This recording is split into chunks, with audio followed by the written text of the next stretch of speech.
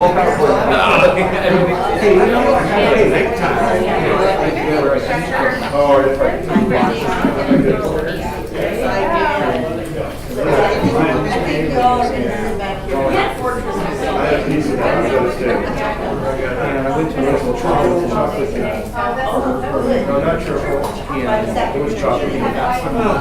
a peek inside.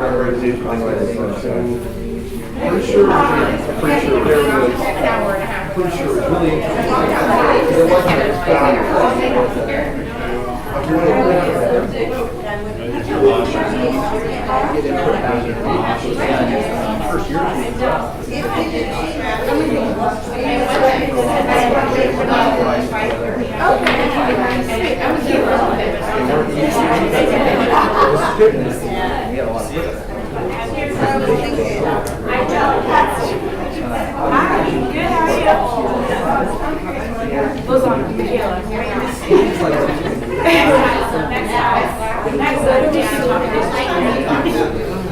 Good evening.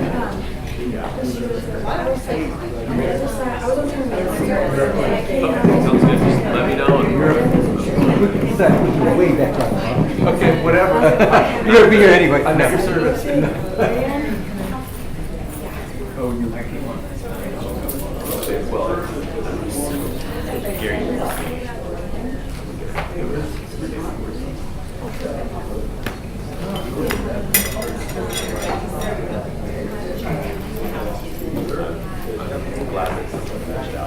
Okay. Let's see if I can do this without.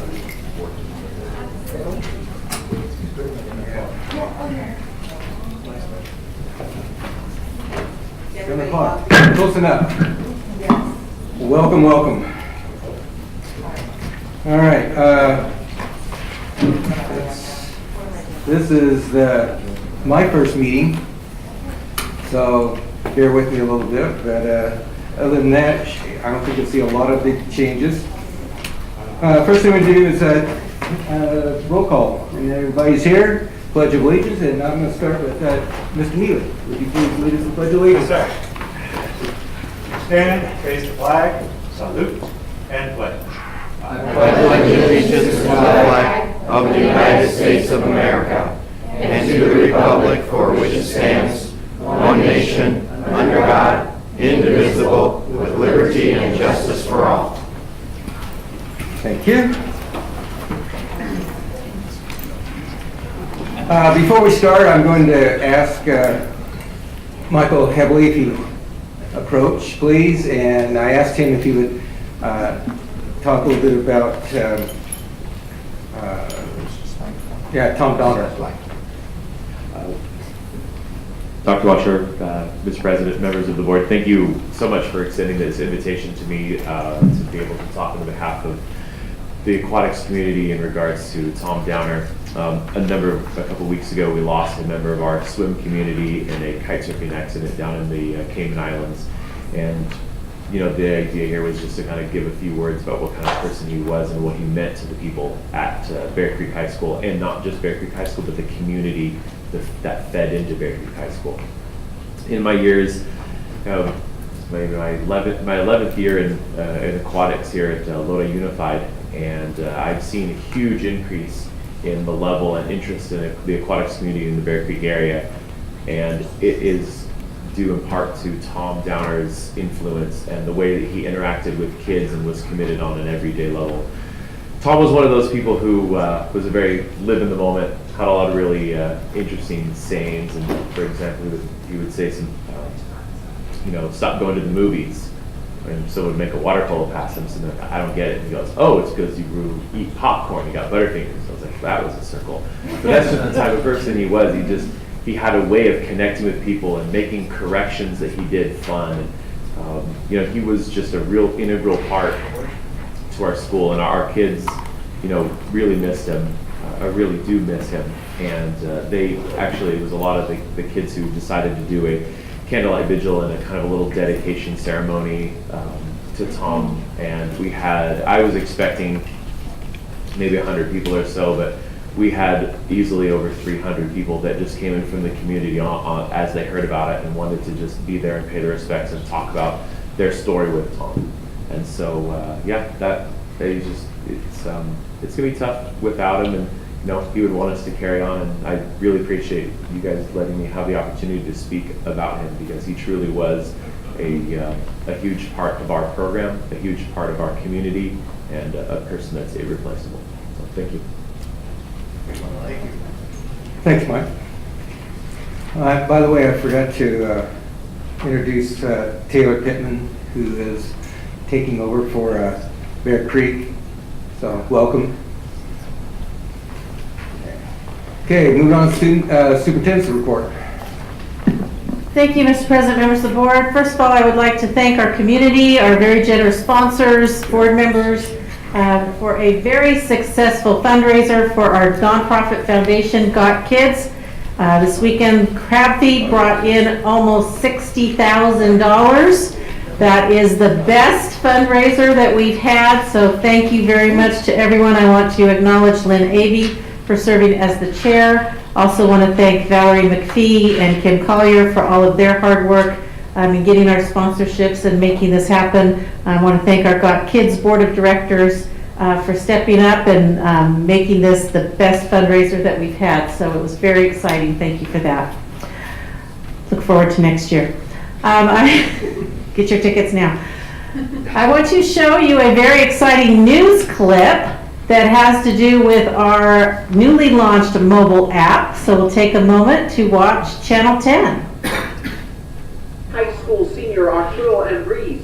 Have you seen all the social medias they have? Gives his district's new app a big thumbs up. I feel like the app is adhering to creating a stronger community within not only our school, but the rest of the schools and the scope of the Lodi district itself. Called Lodi USD, the app began to take shape last spring. It gives students and parents access to grades, assignments, attendance, push notifications for emergencies, events, and more. Senior Mystique Davis says her friends used to ask her about what events were coming up, but now the app has taken on that role. You feel lonely now? No, not anymore, because I have more people to go to the events with. And if you're new to the district, no problem. The app's got you covered for that too. You're able to put in your address and find out the information on the schools that service where you live. I really like how the athletics is brought out, being a student athlete. Everyone's not really aware of the games or how the athletics is performing.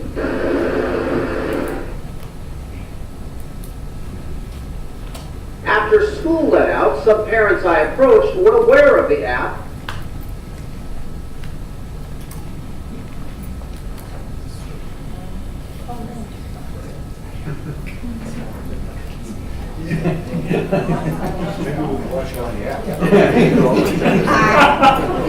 Well, anyway,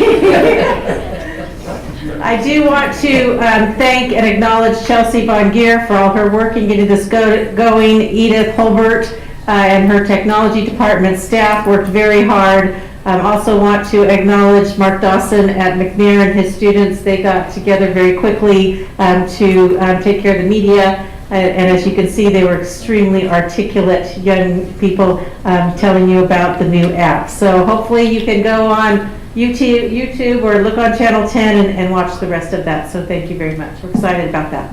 Okay, thank you. Going back one step to report on action taken in the closed session. The appointment of a senior director controller, Joe Nava motion and Susan McFarland seconded, and the board approved the appointment of April Juarez as senior director controller, effective date to be determined by the following vote: aye 7, nay 0.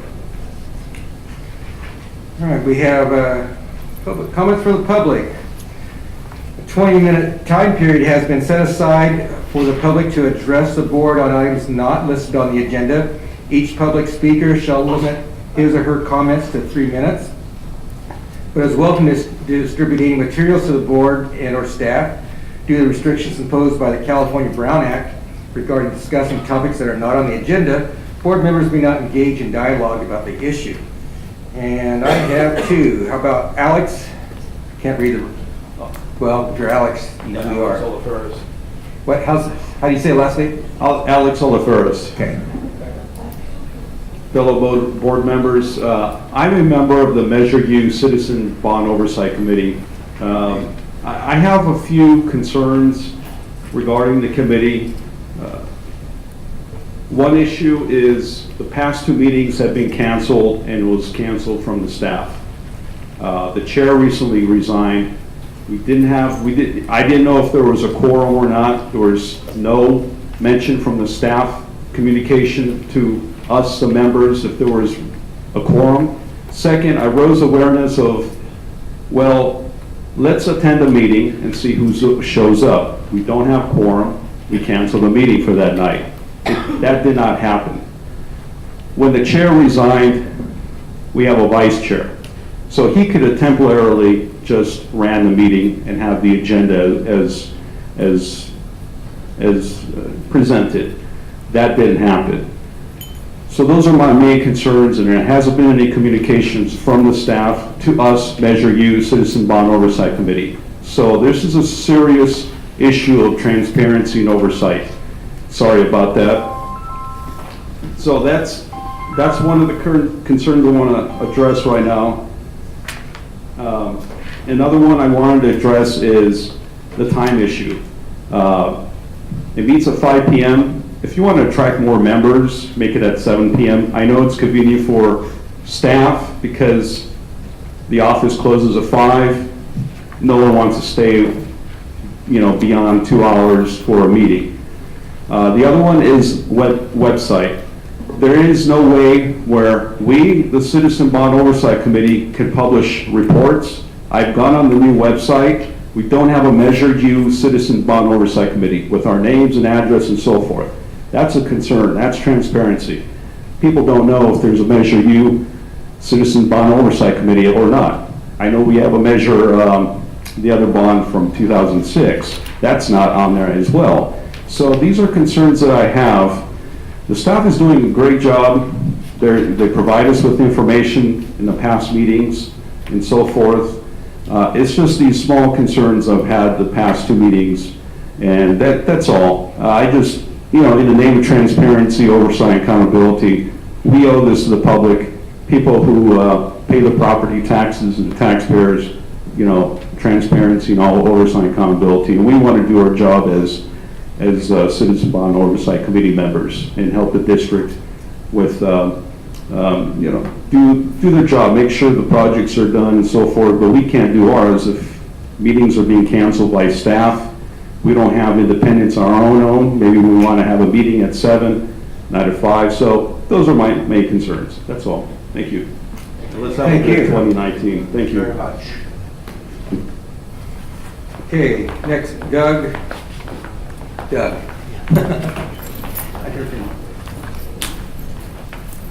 Oh, yeah. Hi, I'm Doug Zelke, and I've been asked to represent the music teachers tonight. I teach music at Washington, Houston, and President Knightstadt, Dr. Washer, members of the board. Luana Hernandez has asked me to mention that the Lodi Unified School District is having a strings concert for middle school and high school students. That's going to be 7 p.m., February 12th, Tokay High School Gymnasium. It's including Bear Creek, Chris McCall, Delta Sierra, Lodi Middle, Lodi High, McNair, Millwood, Marata, and Tokay High Schools. Also, I see Mr. Khan has stepped out, but with the upcoming closure and demolition of the older side of Needham Elementary School, we do have some music teachers that would like to know. They are anxiously waiting to find out where our next music office will be located. All right, thank you. Thanks, Doug. Did you say 7 o'clock on the 12th? Yes. February 12th, that's okay. I want to speak, but I didn't see a sign in. No, you can come up here. Dr. Washer? Yes. We get an email on that. You state your name, however. Okay. My name is Belinda Smith, and I am a grandmother of 3 lovely little children that attends Mosher Elementary School. My family dynamic is maybe unique or maybe not. My son and his family reside in the same house that I do. Okay? And I am trying to attend, let me go back. I have 3 young children. They're kindergarten, 1st grade, and 2nd grade. We're new to the we're new to Lodi Unified School District.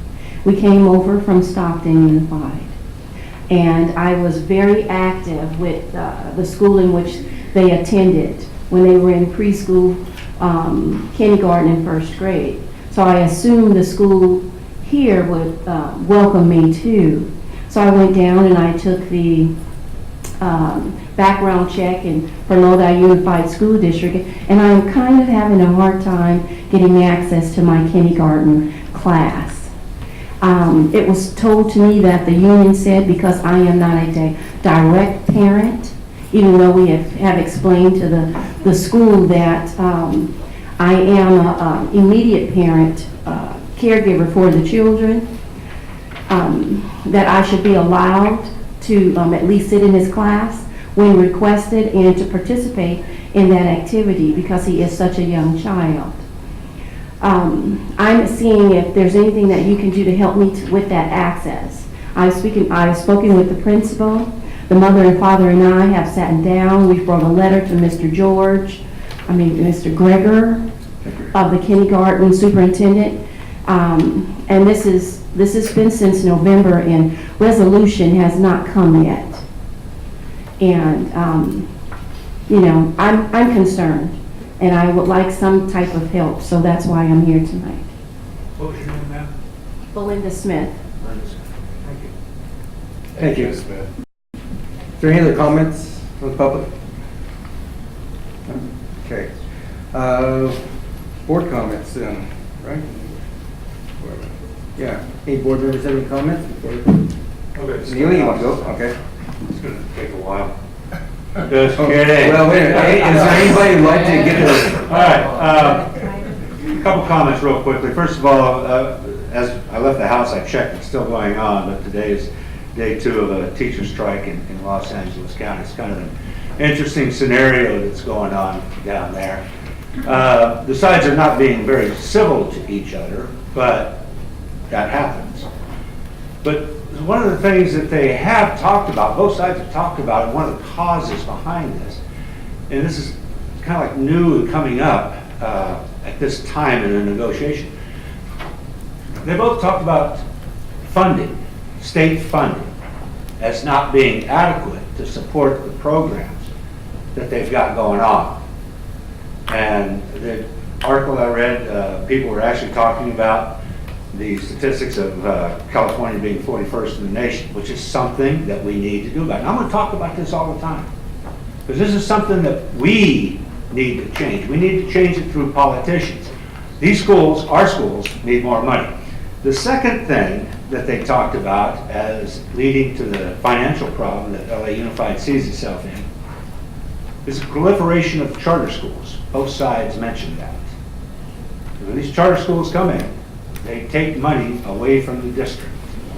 And when they take money away from the district, they take it away from our kids, they take it away from our employees, they hurt our programs. So Los Angeles is quoting them, both sides. Both sides are talking about the proliferation of charter schools as being an issue helping lead to this strike. So I think that's important. Now, I want you all to think about this a second. We haven't had a lot of charter schools come through Lodi Unified since 2008. Few. Very few. I remember we had one about the music people who had this great idea, but just a really poor plan. But as the money starts increasing, we're going to start seeing more applications for charter schools, I'm afraid. And I've been pushing the full and fair funding for more funding to California schools, but that can't go just by itself. There's got to be reform for charter schools also. People sitting up here were elected by the people in this area to run the schools in Lodi Unified. Charter schools can come in here and open up a school and take our money, and we don't have anything to say about it. So we need to work on those two things. I'm asking for your support on those two things: full and fair funding and charter school reform. That's one issue I wanted to talk about now. Moving on, Monday I had a meeting at Sutherland, and one of our dear friends out there is leaving, Dave Bella. Dave has been running a program. He'll be retiring probably at the end of this year.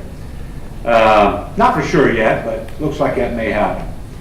Dave runs a program called the Equal Learning Opportunity Class. It has 3rd through 5th graders right now. He takes kids that are at risk, and it's a high intensity work with these kids for a year. They're with him for a year. And as a 6th grade teacher at Creekside, I got one of his kids. And Dave brought him to the school, introduced us, we had a meeting.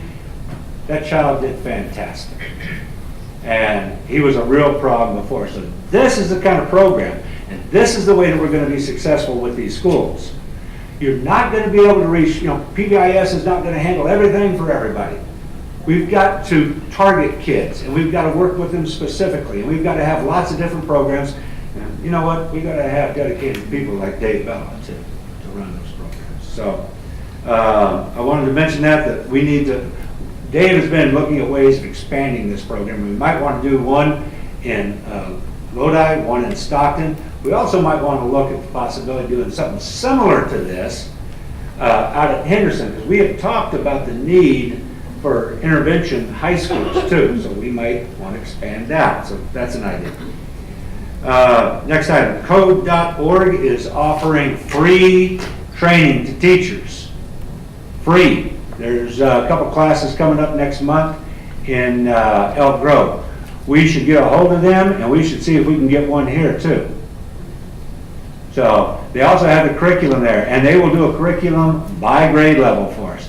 Tomorrow I'm meeting with a gentleman, Kathy, you'll be with us too, I hope you're around, an organization called Code to the Future, who actually has curriculum for K-8 computer immersion classes. Jeff, if you're around, I'd love to have you there too. Scott, you as well. So that's tomorrow at 12:30 to meet with them. And then I want to let you know you appointed me to the San Joaquin School Board Association. San Joaquin. I checked that out. Hasn't met in 4 years. Nobody knows anything about it. So What do you think we put you on that? I appreciate the trust that you have put in. I'm going to try to get it going. All right. And the final thing is, I don't know what's going on with the Measure U thing. It was a quick statement. I just have 2 words for that, and that's like, fix it. We need to get that going good. And that's it. Thank you very much. Any other comments from the board? Yes, Mr. Okay. Yeah, I just want a few things here, just a couple of things. Before the end of the school year, before the end of the year rather, I visit Manlo Silva on their Christmas program. I saw a little Christmas play there that I was really impressed. Don't ever underestimate kids. I always underestimate kids, especially my TAs when I was teaching. They're smarter than me, probably. But anyway, they did an excellent job. They didn't need a script or anything like that. They handled a Charlie Brown Christmas program, and it was awesome. Their choir of 65 people did an excellent job on Christmas music. I hope that maybe I've talked to Mr. Knight and Dr. Washer about having those people perform at one of our board meetings because they need exposure. They did an excellent job. And this morning, of course, I have a grandchild at Milo Silva that's in the 6th grade, and she says, you better go. They had an honors assembly there this morning at 8:30, an honors assembly sponsored by the staff at Milo Silva, but they had a breakfast put on by the PTA, and they had all kinds of good things, coffee, bacon and eggs and all that, and it took quite a bit of time to go through that process, but there were 96 students honored from 4 to 6. And I want to commend Ben Cole for his incentives that he has for all these people that are honored. They present them on the stage, and then they have all the parents come and take pictures of these kids, which is really an excellent thing to do. I was very impressed, and I'm going to make it to some more schools that are actually not at the caliber of, Mantle Silva is not a Title I school, but I do have some Title I schools that I want to visit. Thank you. Okay. Anybody else? Any support? I'd like to thank Michael heavily for honoring Tom Downer this evening. I've known Tom for about 30 years and played water polo against him in college. It's amazing when one individual can impact so many lives in our school district, and he was one of those individuals. Many kids now that are in aquatics have gone on to college and so forth. He was a major portion of lives at schools like Tokay and Bear Creek and McNair and Lodi High, and it was a very tragic situation, but he was living life to the fullest, and that was Tom. And I appreciate you taking the time Michael, to come in and do that.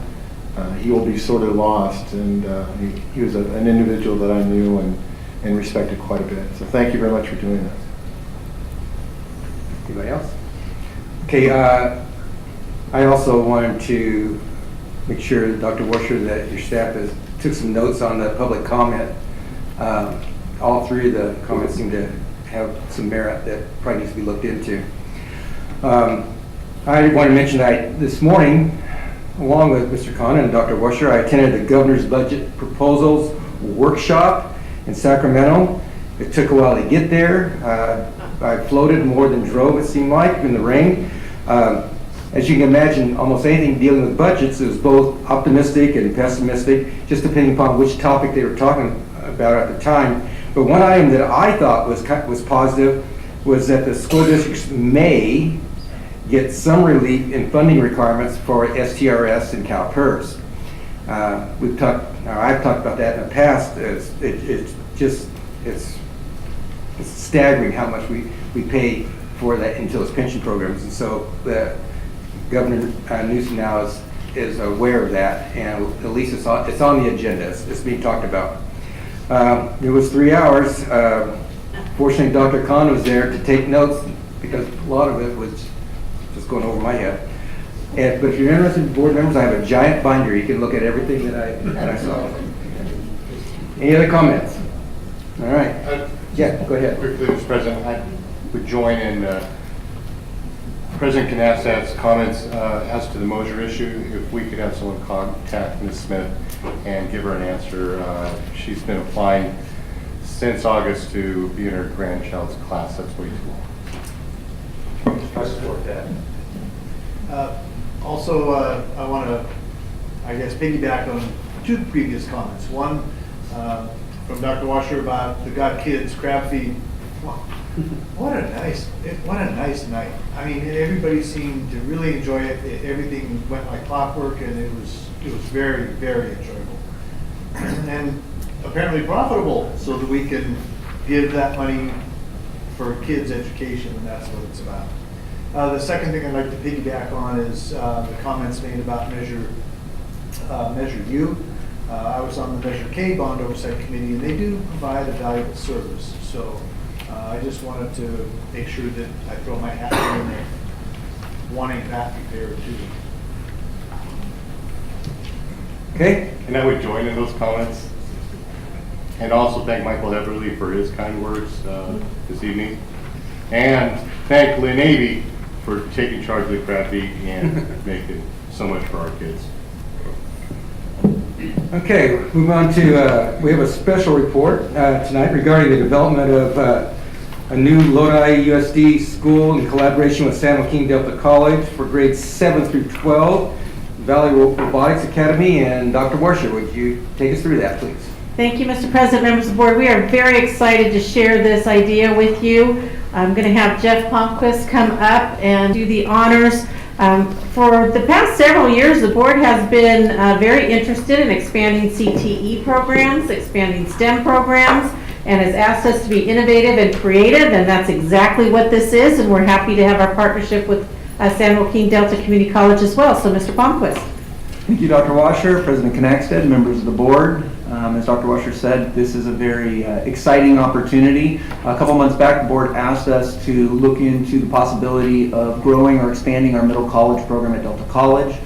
through those conversations with their leadership, we found that they didn't have a particular interest in expanding that specific program, but they did have interest in a new collaboration. They've poured over $1 million into their robotics and manufacturing division, and they want to grow that program. And so what we discussed was a robotics academy, a middle college-like program, but that's centered around robotics and manufacturing and some of these 21st century skills and jobs.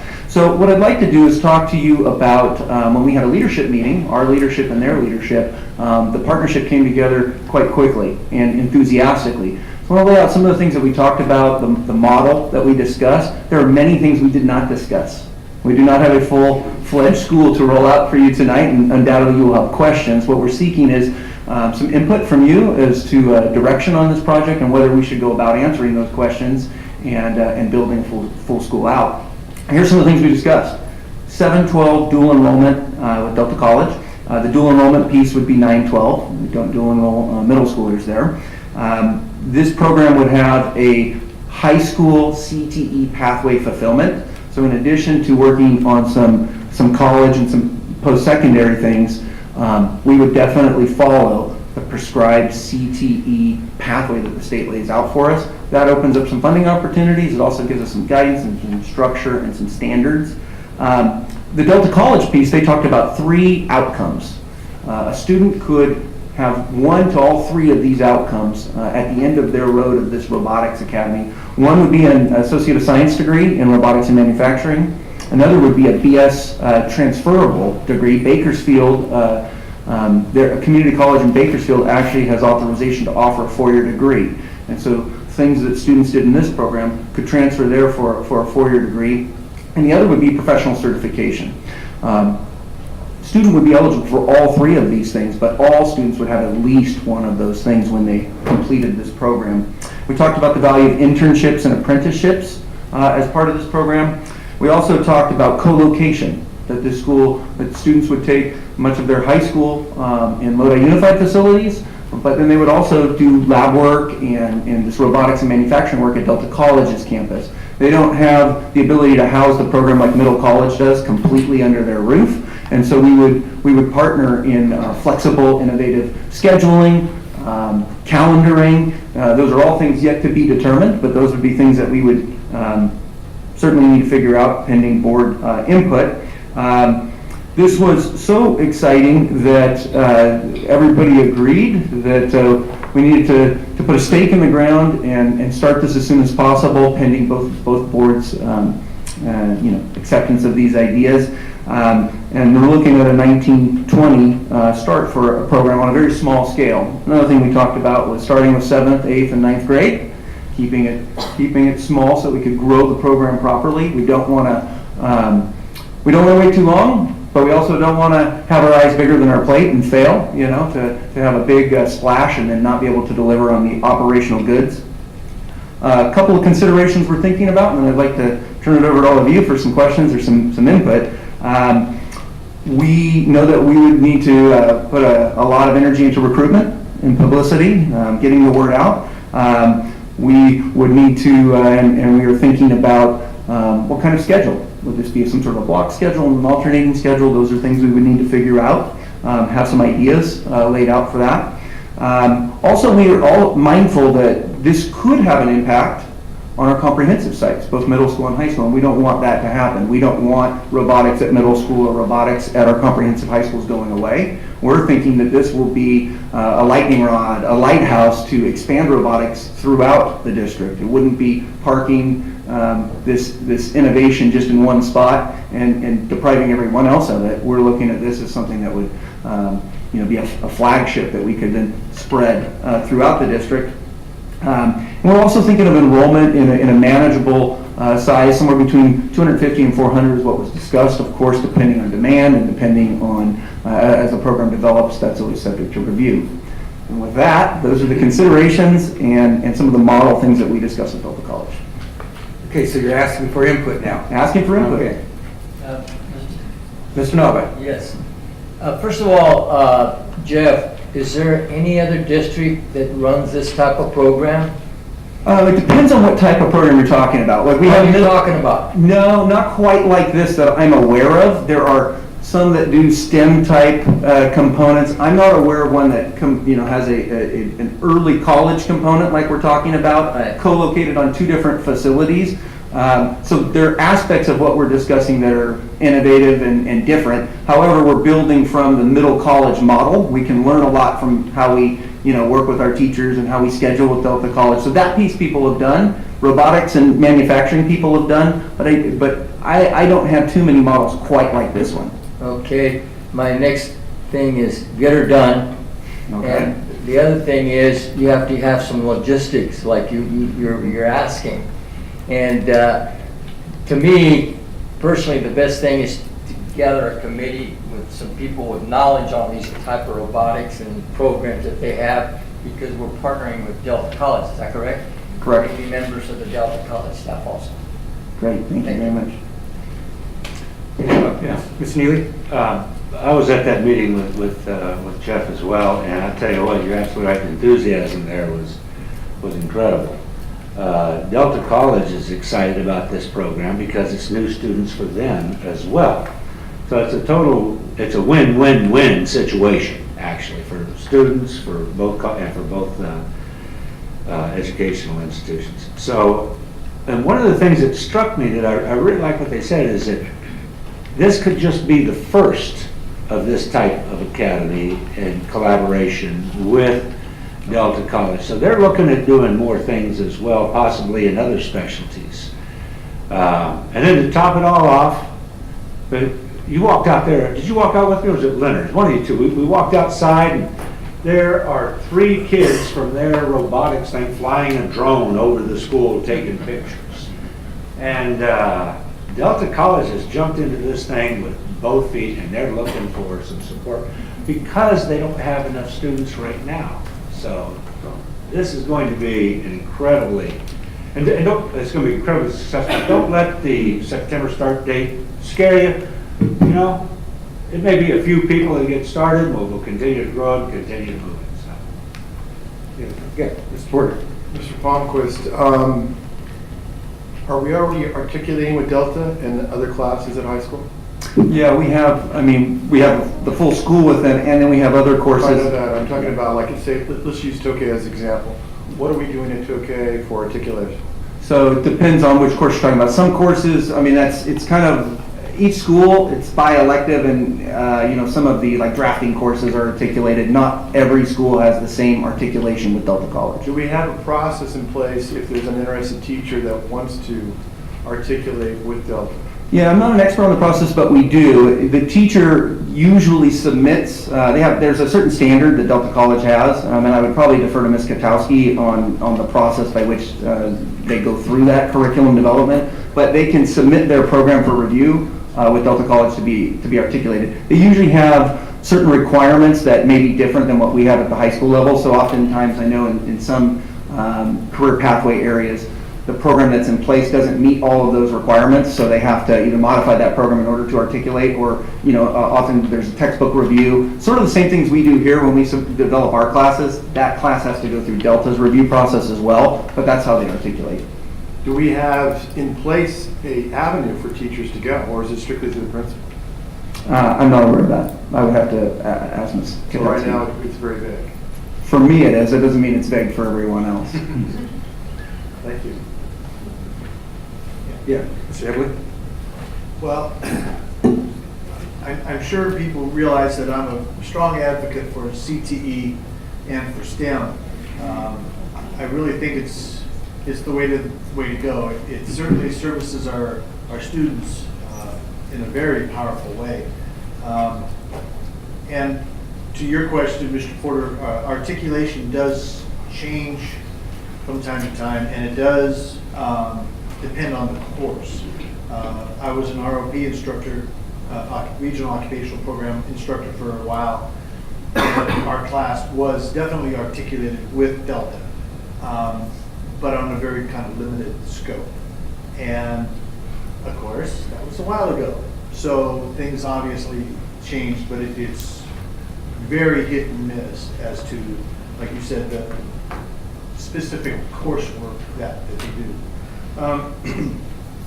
Along the lines of the CTE and STEM, you know, the board has really put a lot of emphasis in trying to expand that through staff, and we're doing well. I'm happy what I see. Of course, I'm always kind of, okay, let's go. But I think we've made some really good changes in increasing the course offerings for students, both in middle school and in high school. Now, that being said, one of the concerns I have, obviously there's not a lot of operational specifics for this academy. And I just want to make sure, and you did touch on this, is that it does not impact the existing programs that we've already developed. We've got a couple of middle schools that are really going great guns in trying to develop not just STEM, not just robotics, but also the manufacturing pathway that you alluded to earlier. And that then feeds into a high school that we've spent considerable time and money into increasing their manufacturing program. So that would be one concern of mine, and you did address it, but I just, like I said, I'm an operational guy, so I'd like to know how that would all kind of work.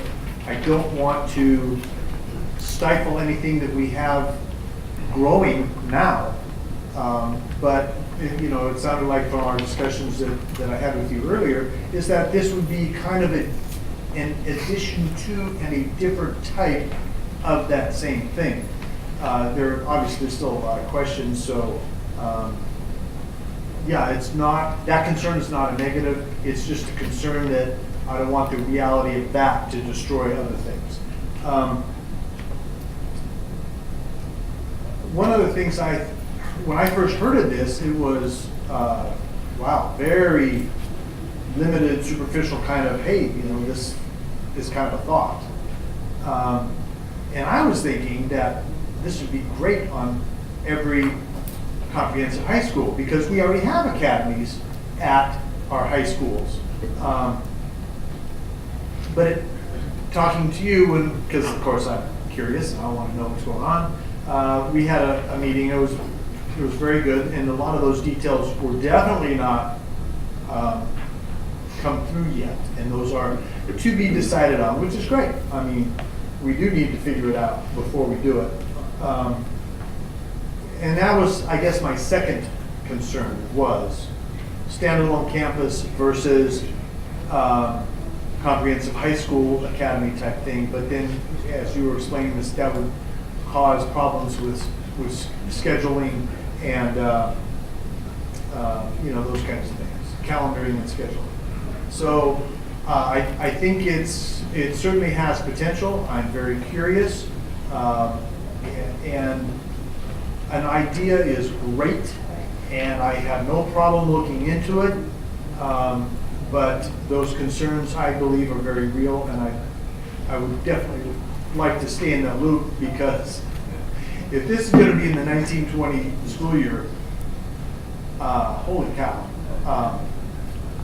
you got to get moving on this, because, you know, like I mentioned in your office when we were talking about it, kids are picking classes either very soon or now. And so, you know, who knows? This could draw kids from outside our district. It could draw kids from within our district. Who knows? But like you said, there's a lot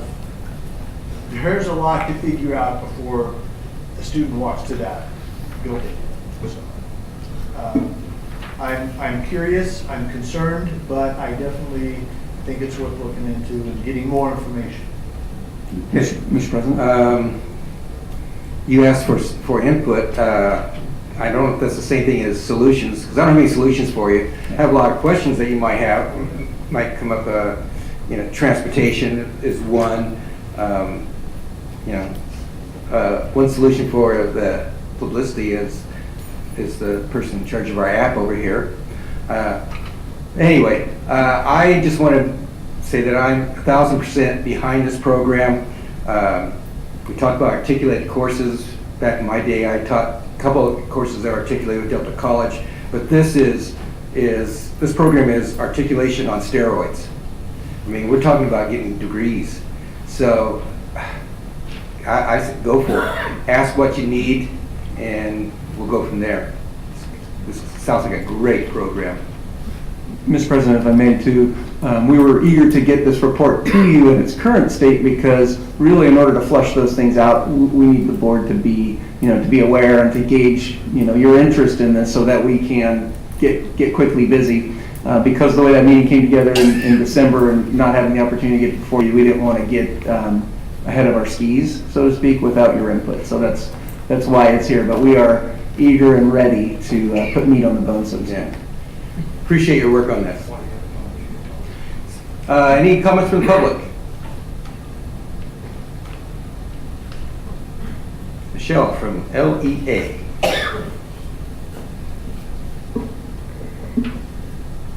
Good evening, President Knackstead, Dr. Washer, members of the board.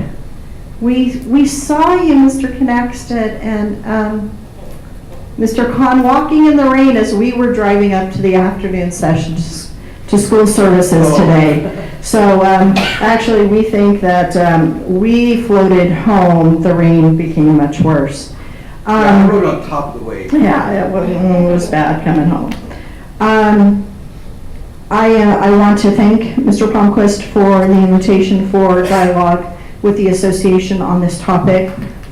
I agree with Mr. Nava. A committee sounds good to flesh out some of those ideas and talk about logistics. I want to, we're talking about teachers within our district working with these students and some of the classes then being at Delta. So how does that logistically work with not losing employees, students being serviced by Delta? And so we certainly want our students to be seeing LEA teachers and being taught. And as whether we do a satellite site for, I don't know how to explain it, one site for part of the classes and the Delta College campus for the robotics. As we are in the midst of the transfer process, I think Mr. McKilligan would need to be involved in this, and how would we give the opportunity to our teachers that have an interest in this program and not let it go by the wayside. And I think Mr. Porter kind of alluded to part of that with his questions. We've talked about other programs that would entice our students. As we know, charter schools sometimes have a focus and entice our students to go towards something. Here we are at the ground level building something for our students that they could possibly, maybe, a long ways down the road, get a degree in. And that's a wonderful idea. And so we certainly don't want to miss that opportunity. Again, we do appreciate the initial conversations that we've had and some of the questions were answered. And we know that at this point in time, not all the questions can be answered. But we certainly want, if you will, to have a seat at the table, to have dialogue with that, especially when you talk about employee contract, if there's an MOU for a short period of time, calendar, because our calendars have already been approved. So there's a lot logistically, and I agree with Mr. Nava. Let's get it started and see what we can come up with to whether or not we go forward. So thank you, Mr. Palmquist and the board. Good points, Michelle. Any other comments from the public? All right. Thank you very much. How many? 23? 23. Yeah. That's almost a con. Yeah. All right. Do we have any items want to pull? I'm gonna hope I don't have to pull this. Your budget, item 1A, or A1, there's a page that's missing out of that in this one. And it's that recap of all three areas, the adopted budget changes and the new. It's missing on the electronic copy on there. Okay, obviously that's not a new change that you're gonna make. No, it's not, it's, take a look at the old one. If board chooses to approve, we'll certainly. Yeah, if you could get that, that'd be great. I'm not pulling it. Okay. Mr. President, I'd like to pull item A18. A18. Any others? For the public. A17? 17? Yes. Any others from the public? Mr. Chairman, I move we approve the rest of routine agenda 8. Second. Okay, we have a first and a second. Mr. President? Yes. If I may, item A1, budget transfers, in the budget transfers, and the 10th item, the A is an alpha item as a budget transfer, reducing the, in Fund 23, maintenance and operations budget and increasing the Lodi High School renovation plan. The board may recall giving direction to somehow work with the Lodi High School on prospects for a pool. That budget transfer specifically is a $5 million transfer into their resource management, and we'll keep it set aside. Mr. Geary will be presenting the Lodi High schematic tonight. We will begin working with him to discuss the design as well. Okay, so we don't need to pull that. I just wanted to let you know that the pool is baked in the cake. Okay, we have a motion and first and a second to approve all the agenda items except for 17 and 18. Okay. Call for the vote then. Oh, student vote? Aye. Okay. Mr. President? Yes. I'm gonna have to log out and log back in. I'm sorry, I'm not up yet either.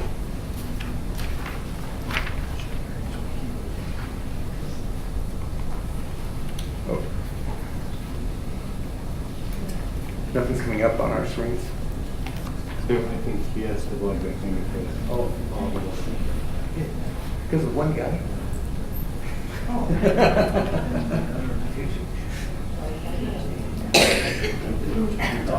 All right, great. Talk amongst yourselves.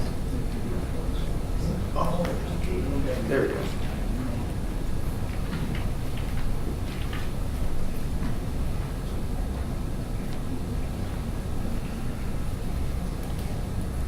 Okay, motion passes 7-0. Okay, the first pulled item was item A17. Michelle, you have a question about that?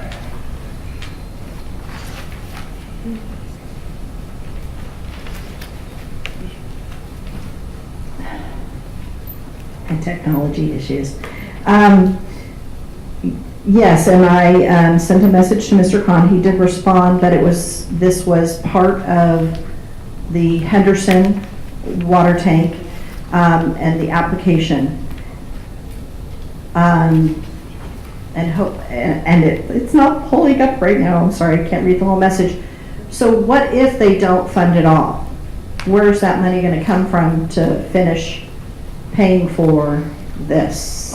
It's general fund money, but I think if I remember correctly, the expected cost is about $500 a week for hauled water. We were advised that the TCP bills are down, but still above average. You may recall that this hauled water product is stored water in a tank, and it feeds all of the building water receptacles. So if we can get full reimbursement for the cost of it, it'd be great. Any part of that is better than paying for it all ourselves, but at this point, we don't feel we have any alternative but to continue providing until the longer-term solution can be effective. And as I remember, part of the solution was possibly hooking into City of Lodi. That is the ultimate goal, so that we would have that site attached to a water treatment distributor the size of City of Lodi's. And do we have any time frame Depending on who you speak to, it could be 2 or 3 years before we get the actual grant. If there's a need to move quicker, in our discussions with the city of Lodi, they don't seem to feel the cost would be more than $200,000 or $300,000. That's just a guess, but if we did need to move quickly, we have enough facilities money to make that happen. But if we did that, we would be foregoing the grant. Okay, so as I understand it, the grant first for partial, hopefully reimbursement of what we're paying $500 a month to have water brought in to fill the tank. But this is its separate grant. This is a separate grant. This is what I believe it's called an emergency grant. So are there, am I misunderstanding, there's 2 grants in play? There are, but the second grant isn't referenced in this board. Okay. This is a small grant. Okay, and the big grant hasn't been submitted? Not at this point. Lodi Unified has done its part in filling out the application. Our application and our work is now with the city of Lodi for their input on the document. Okay. On the water that's being hauled in, are we still testing that water? Of course, we have to by the county department of health Okay. regulations. And it's not tested offsite, it's tested in the tank, correct? I believe it's both. I'm hoping. It's pulled out of the tap, and On then site. and it's done. There's a process. So the water engineer has to document the time and the location that it's been pulled. But they're testing it on site, correct? Correct. Okay. All right, thank you. Mr. President, and a side note to that, in a meeting with the city of Lodi, they were really willing to help us, if need be, as quickly as possible to get that permanent solution of them running a line there. Of course, they have processes they have to go to also, but it wasn't any bit of, oh no, we can't do that, or anything. They were like, yeah, let's look into it and we're gonna get it going. So that was a real nice thing for a joint meeting with LUSD and Lodi. Okay, we have a motion? Mr. Chairman, I move we approve item A17 on the routine agenda. Second. Okay, we have first and second, call for the vote. Oh, student vote, sorry. And board vote.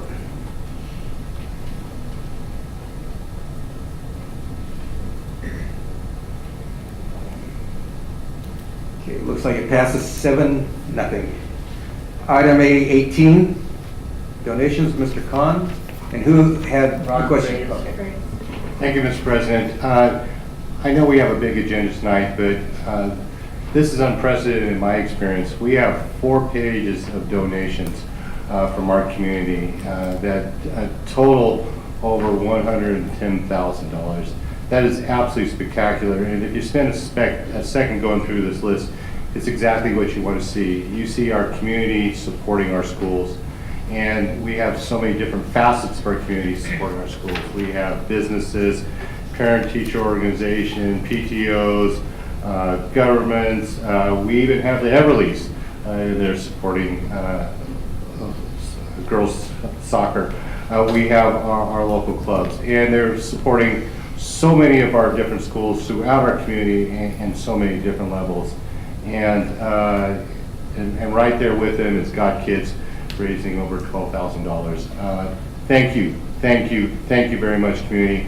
Not only is your money very much appreciated, but your involvement in Lodi Unified is part of the component that makes this all a success. So thank you very, very much from myself, and thank you from the board. And with that, I would move to approve. Second. All right.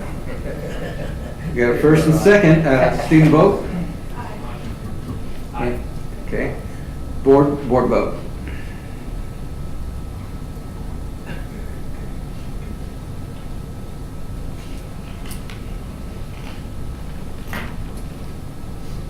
Here we go. Okay. Passes 7-0. Okay, consent agenda B. Mr. Chairman, I move we approve consent agenda B, student discipline cases. Okay, we have first and second. Students, you don't get a vote on this one. We'll make discussion on this, I guess. So we're looking for the vote.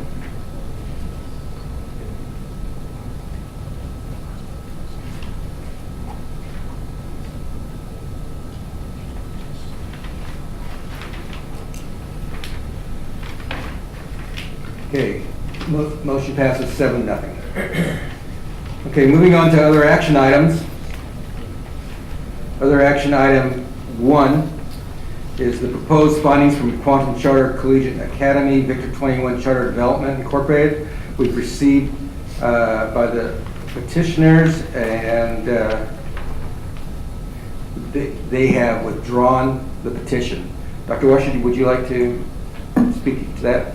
That's exactly it, Mr. President, members of the board. As you know, that we received a charter petition, went through the analysis process. The findings were presented to available to the petitioners.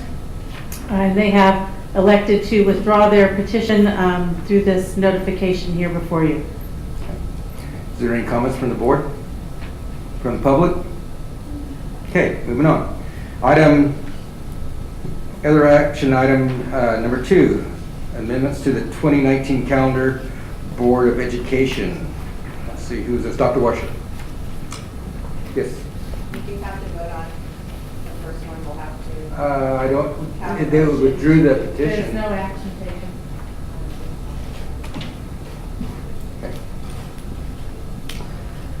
Mr. President, members of the board, we are requesting that a change in board meeting date be approved by the board tonight for the December date. This is to get us in alignment with law about when new board members take office, so it pushes the meeting farther into December. You could pull that calendar up, please.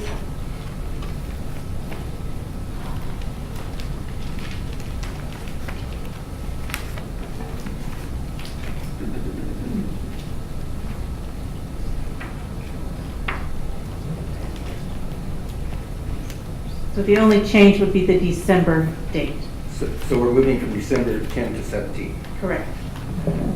Mr. President. Yes. Move to approve. Second. Okay, have a first and second. Any questions from the public or from the board?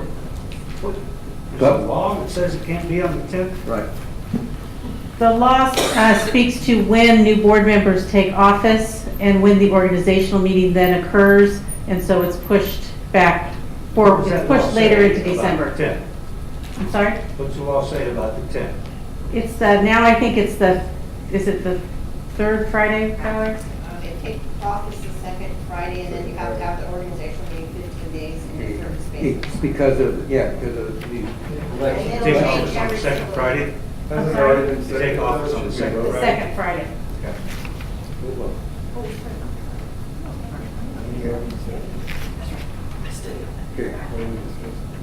Okay, we have a first and second, right? Okay. Student preferential vote? Okay. Board vote, please.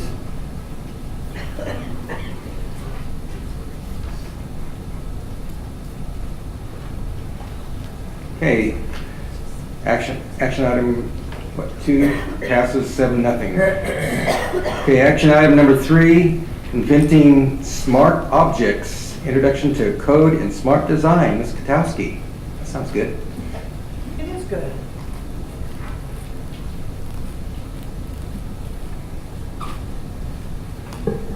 Good evening, President Knaxton and members of the board, Dr. Washer.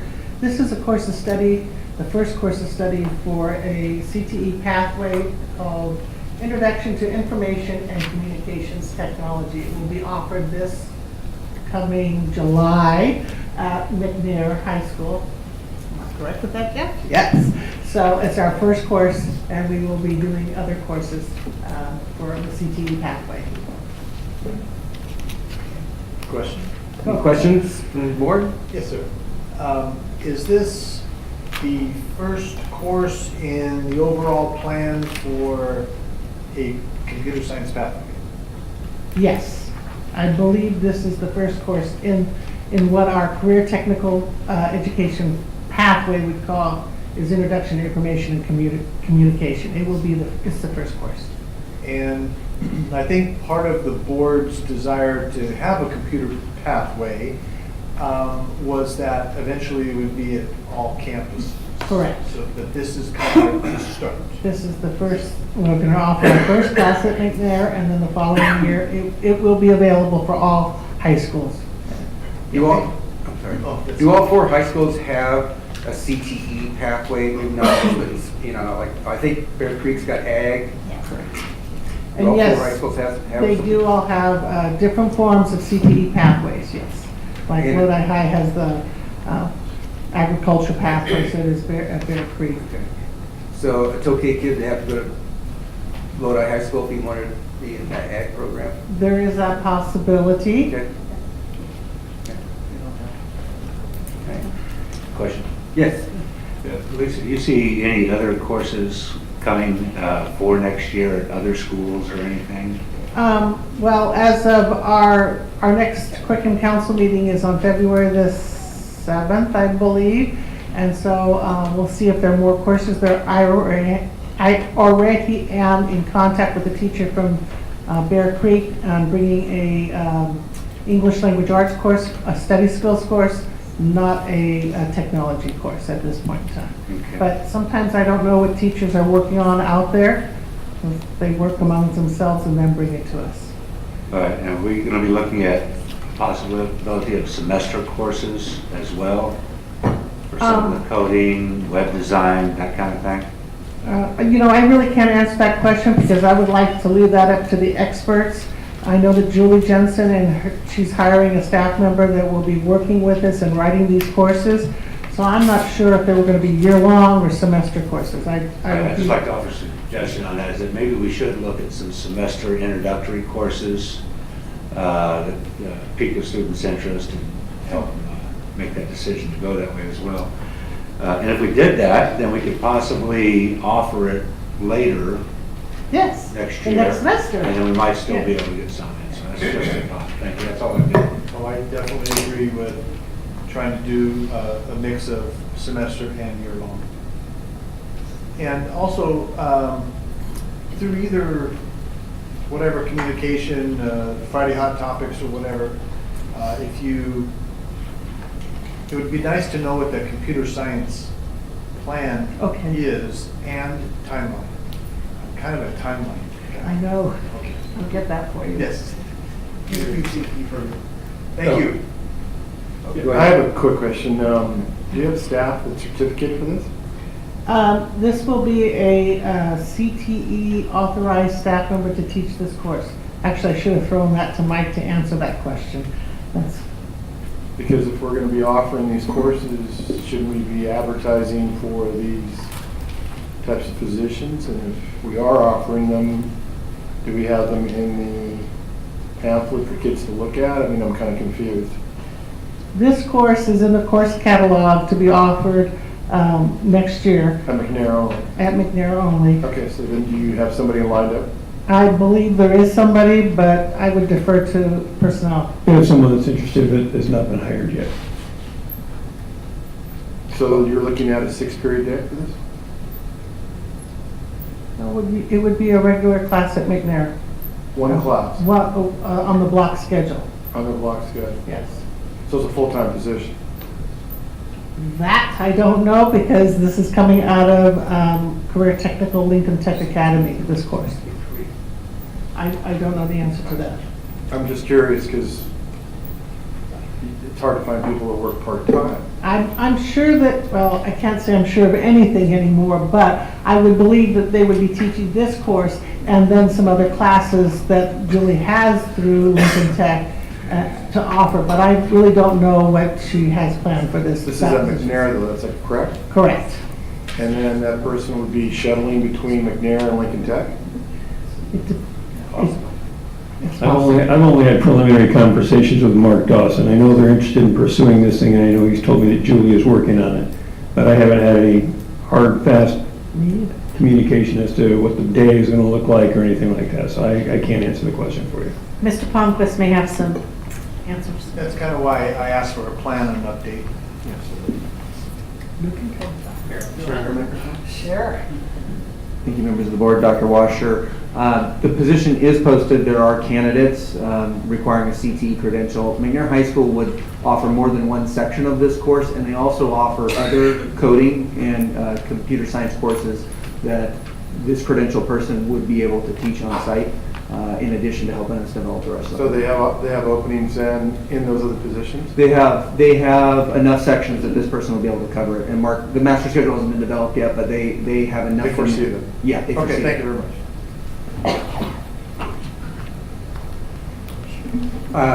One other thing, you talked about semester classes, and I think those are great, but you got to have more than just one. You got to have a couple of them, because at the end of the semester, then you try and jump into something. Yes. So you have to do a little pre-planning on that, but I think they're great. All right. Any comments from the public? Mr. Chairman, I move we approve. Wait a minute, hold on. I think you're trying to decide if you have a comment or not. I didn't see anybody get up. I'm sorry. No, I saw her. Okay. I'm just wondering, are these, is this addition to the basic core education? Is addition to? So once the child would meet his basic core level of education, he will be entitled to take the extra courses? Is that how that works? Elective class. Oh, okay. Good question. Okay, Ms. Nova. Yes, sir. I move we approve. Right on. Second. Amy? Okay, we have first and second. Student preferential vote then. Aye. Okay, board vote.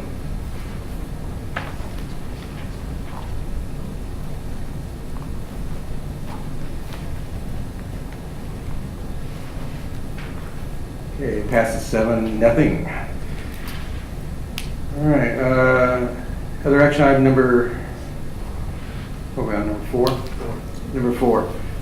Okay, this is SDC classes for diploma pathway. Again, Ms. Katowski.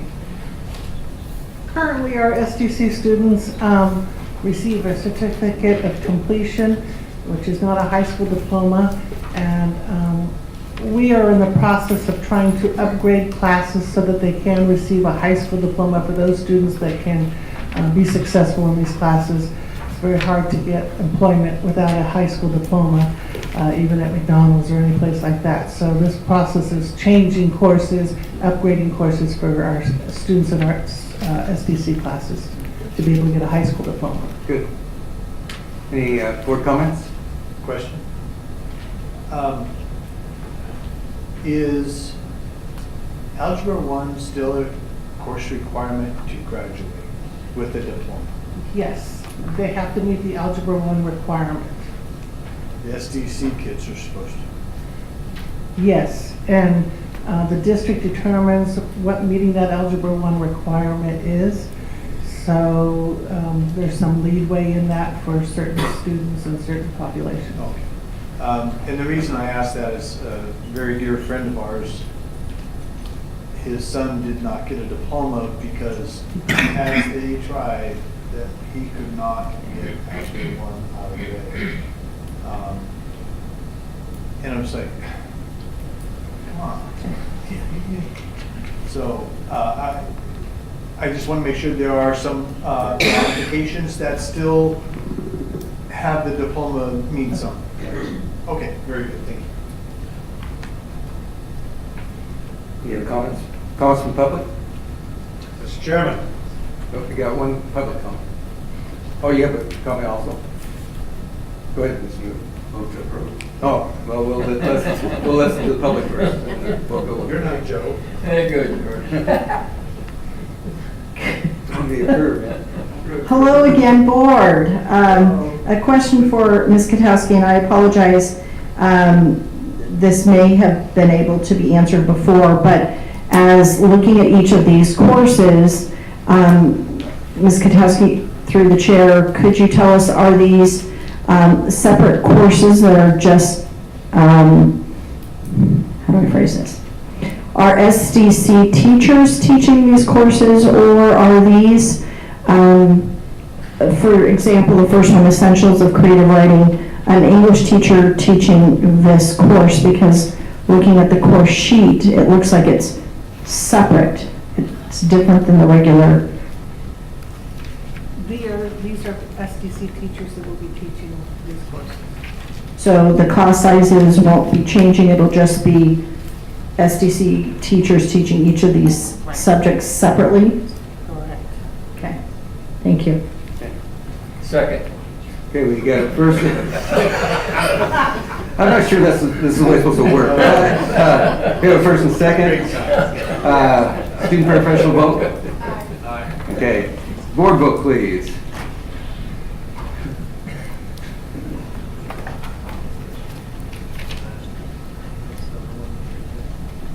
Okay, we passed it 7-0. Going on to action item number 5, resolution of the 2019-01, the hiring of short-term classified employees. Ms. McKellan, you have a report for us? Yes, it's the first of our annual resolutions for the short-term employees that we need for the summer months. Mr. President, move to approve. Second. Okay, any public comment? Okay. Board, student vote? Aye. Okay. Board vote, please.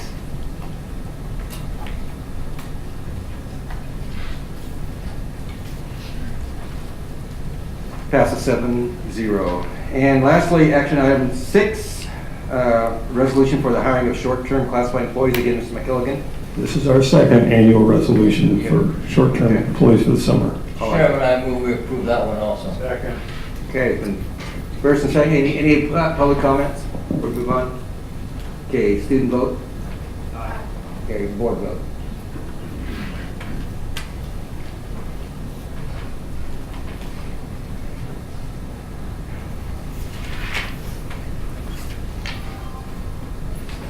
All right, personnel matters. We've done that, right? No. No? Personnel matters is next.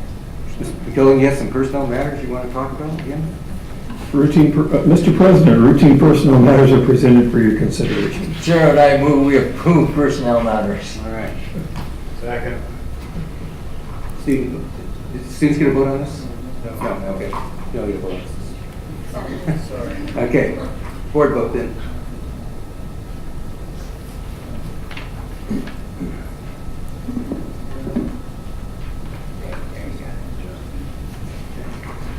It passes 7-0.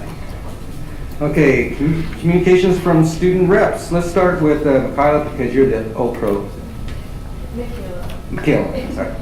Thank you, Mr. President. Members of the board, Dr. Washer.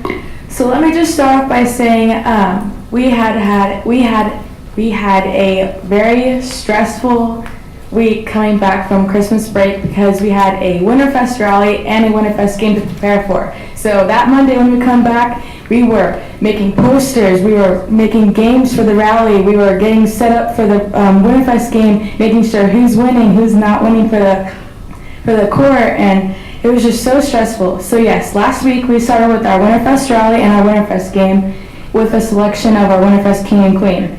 Student government is in the works of planning our third quarter events for this month.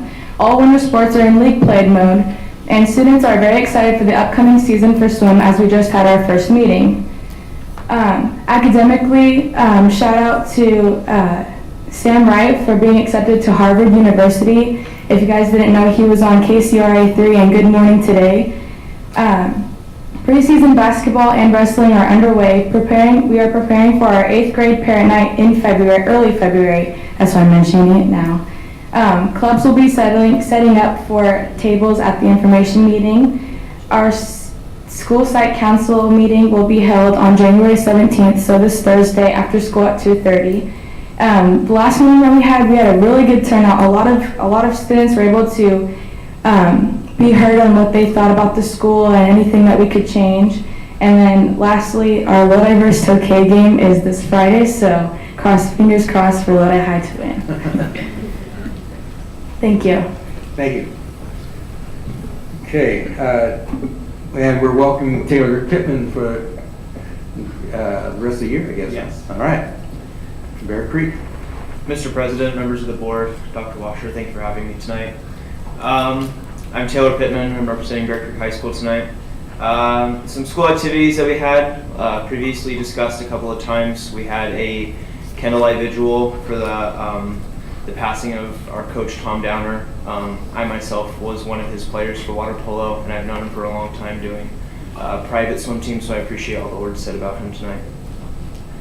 Coming up is our Sadie Hawkins dance that's run by our Link Crew class on campus, and with that is the Winterfest Spirit Week rally and game.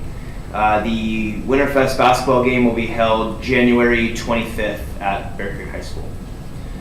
Coming up on February 9th is our annual crab feed. I have some information on that just on my phone. It's being held, doors open at 6 and dinner will be served at 7. Tickets are $50 a piece, and we would love to have you all there. It is our biggest fundraiser for our student government that we hold, so it's a very help for all the things that we hold on campus to have funding for that. So we'd appreciate if you guys would come. So what student government is going on right now, we're just continuing projects that were previously discussed, such as furthering the work on international and our upcoming Winterfest activities. Some special student accomplishment recognition going on right now is the college signing for seniors. There's no actual signing happening. It's more of a honorary, what's it called? It's to honor seniors that are committing to colleges, armed services, and vocational schools after high school. And we have invited some board members, teachers, and community members, and Mayor Tubbs of Stockton will also be there to honor the students who have committed to things after high school. And that'll be held April 23rd. Our upcoming events are International Rally and Carnival. The rally is March 29th, and that will be held at night, and tickets will go on sale in the coming weeks. And then Sober Grad Night is being planned, as well as our Goodbye Rally happening around graduation time. Thank you. One comment, Mr. Chairman. Yep. Great girls basketball team. I wouldn't know, I don't play for them, but. I hope you don't. They have a great group of young ladies that press all over the court. If you're familiar with basketball and if you played water polo, it's a similar thing. You would know. I want to congratulate the coach Matthews and his players for exhibiting the sportsmanship that they have and winning with honor. Thank you. Mr. President. Sure. I'd like to welcome Taylor here. Can you tell us a little bit about yourself? What have you been doing for 4 years with Bear Creek? And, yeah, sure. Sorry, I did interrupt. So this is my 3rd year in student government. I'm ASB Vice President. I've been playing water polo for 3 years as well. It's kind of typical high school activities, clubs and stuff. all right. And most of our student reps, being seniors, are applying to schools. Can you tell us a little bit about what you hope to major in and where you're looking at going? Yeah, I was actually accepted recently into BYU Idaho a couple weeks ago, and I'll be majoring in psychology, but they offer like an under in that in criminology. I'm hoping to go into law enforcement for my career. Right. Very nice. Thank you very much. Where's that located? BYU Idaho. In Idaho? What town? What town? I think it's just outside Rexburg, Idaho. Okay, the reason I'm asking is BYU and Provo, Utah. Right. So I said, Idaho. That's North Carolina.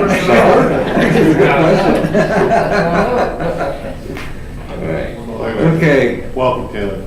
Okay, thanks, guys. Very nice report. Employee group comments. Anybody? Michelle? Okay. John's going next. Deborah wasn't paying attention. I wasn't. There's heavy discussion in the back of the room tonight. Happy New Year. As looking over notes and things to talk about, I realized we haven't been here as all together since December. So Happy New Year, board. Dr. Washer, student reps, welcome Taylor. You know, if you play water polo, it's the best. No, just, Okay. all kidding aside, I do thank you for, although Mr. Downer was not a teacher by trade and a LEA member, he touched many lives, students, parents, every water polo mom on that pool deck that would go to Bear Creek, maybe didn't know his name, but knew him by his personality and how well he ran that ship on that pool deck. So thank you for honoring him, allowing Mr. Heatherly to speak about him tonight. Thank you. First, I'd like to announce and thank the district for use of facilities for upcoming events on January 29th in partnership with NEA and CTA. We have an event coming to our teachers called Generation Debt, Student Loan Forgiveness. That will be held at the McNair Theater. We also have another event February 7th about child abuse, how to identify and help in those situations that you identify that child abuse and neglect is happening. We are in the midst of transfer and shuffle process. By nature, it is not a comfortable and wonderful thing to do. It can be exciting for some, disappointing for others. As we moved the timeline up to start site shuffles in December, and I voiced my concerns to Mr. McKilligan, we can't do it again the week of Christmas, before Christmas break. It's just wrong. To be told you're being displaced before you go on Christmas vacation, we can do better timing-wise, I think. I understand that the goal was beginning of December. However, I do know that they were still working on FTE positions after the 1st. So we need to find a better way to either change that timeline because our first posting came out yesterday. So the shuffles have to happen, and you have to give teachers the opportunity to shuffle. And if that opens up for another shuffle to happen when somebody who has to step aside or somebody who doesn't have the credential to stay there happen. There's a timeline in our contract. We need to be looking and back calendaring those things. We had a meeting last year, Mr. McKilligan, Ms. Jerky, Mr. Stafford and I, about secondary postings and when secondary sites can post those positions.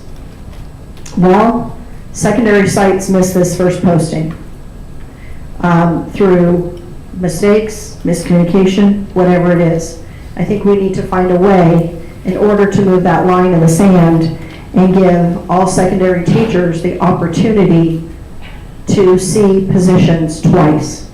So if they didn't come out in this first posting because they, for whatever reason, didn't happen, I think we need to give all teachers at all sites the opportunity to see all those positions and be able to shuffle into those positions. So if that means third posting, secondary, I know Mr. McKilligan is not in favor of that, but I think we need to give all the teachers the opportunity to do that. So I look forward to some communication on that.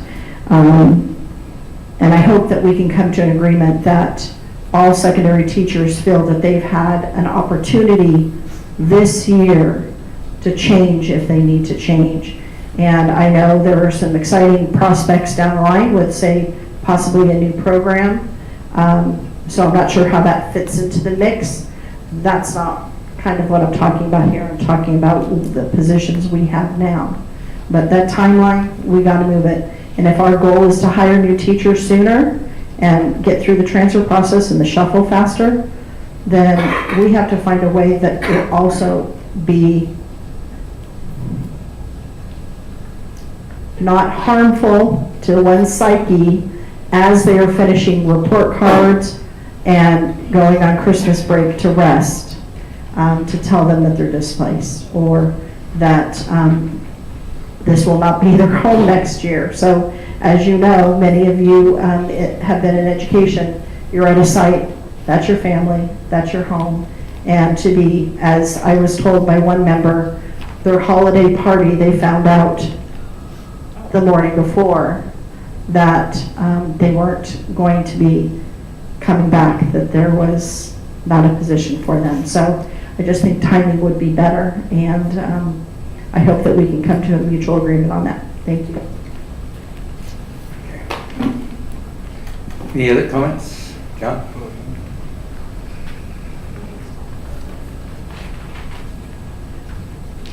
Good evening, Board and Dr. Washer and Mr. Knackstead.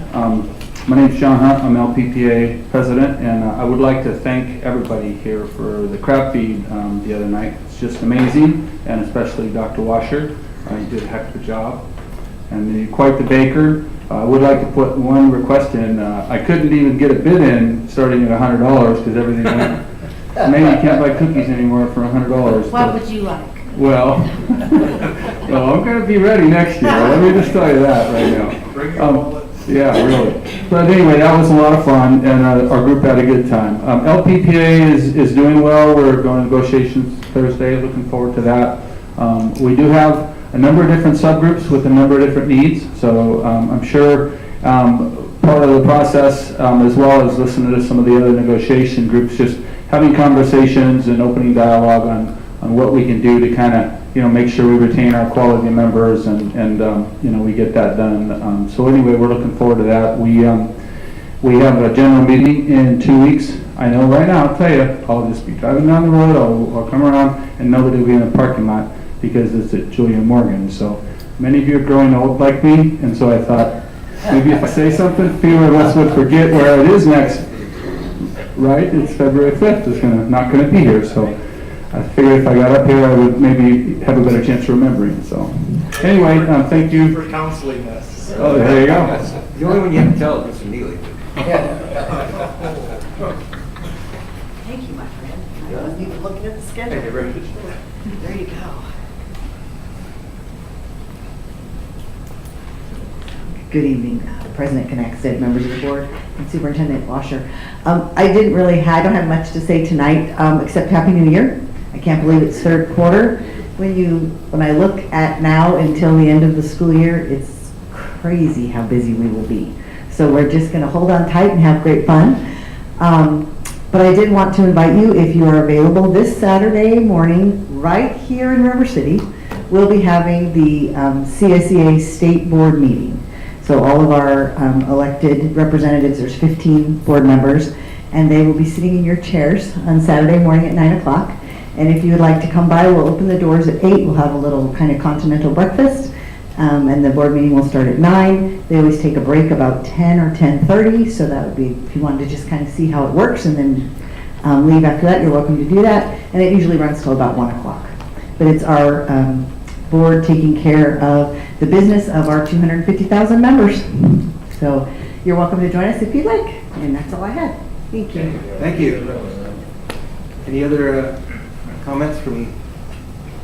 Okay, then we're down to Dr. Washer. Do you have superintendent's comments? No further comments, thank you. Okay. At this time, students, if you would like to bail, it'd be all right to do that. Or you're more than welcome to stay. But if you want to see the schematics for the new Lodi High, you might want to stay Yeah, that's around right. for 2 more minutes. Right. Okay, we're moving on to reports at the end. And by the way, Mr. Kowski, I really appreciate you listening last time when I asked for executive summaries. That's exactly what you gave me, and you know, I think the board appreciates that too. Okay, so here we go with Mr. Kahn with the Lodi High School schematic. Thank you, President Connexted, members of the board, Dr. Washer. I'd like to welcome to the podium Mr. Gary Geary.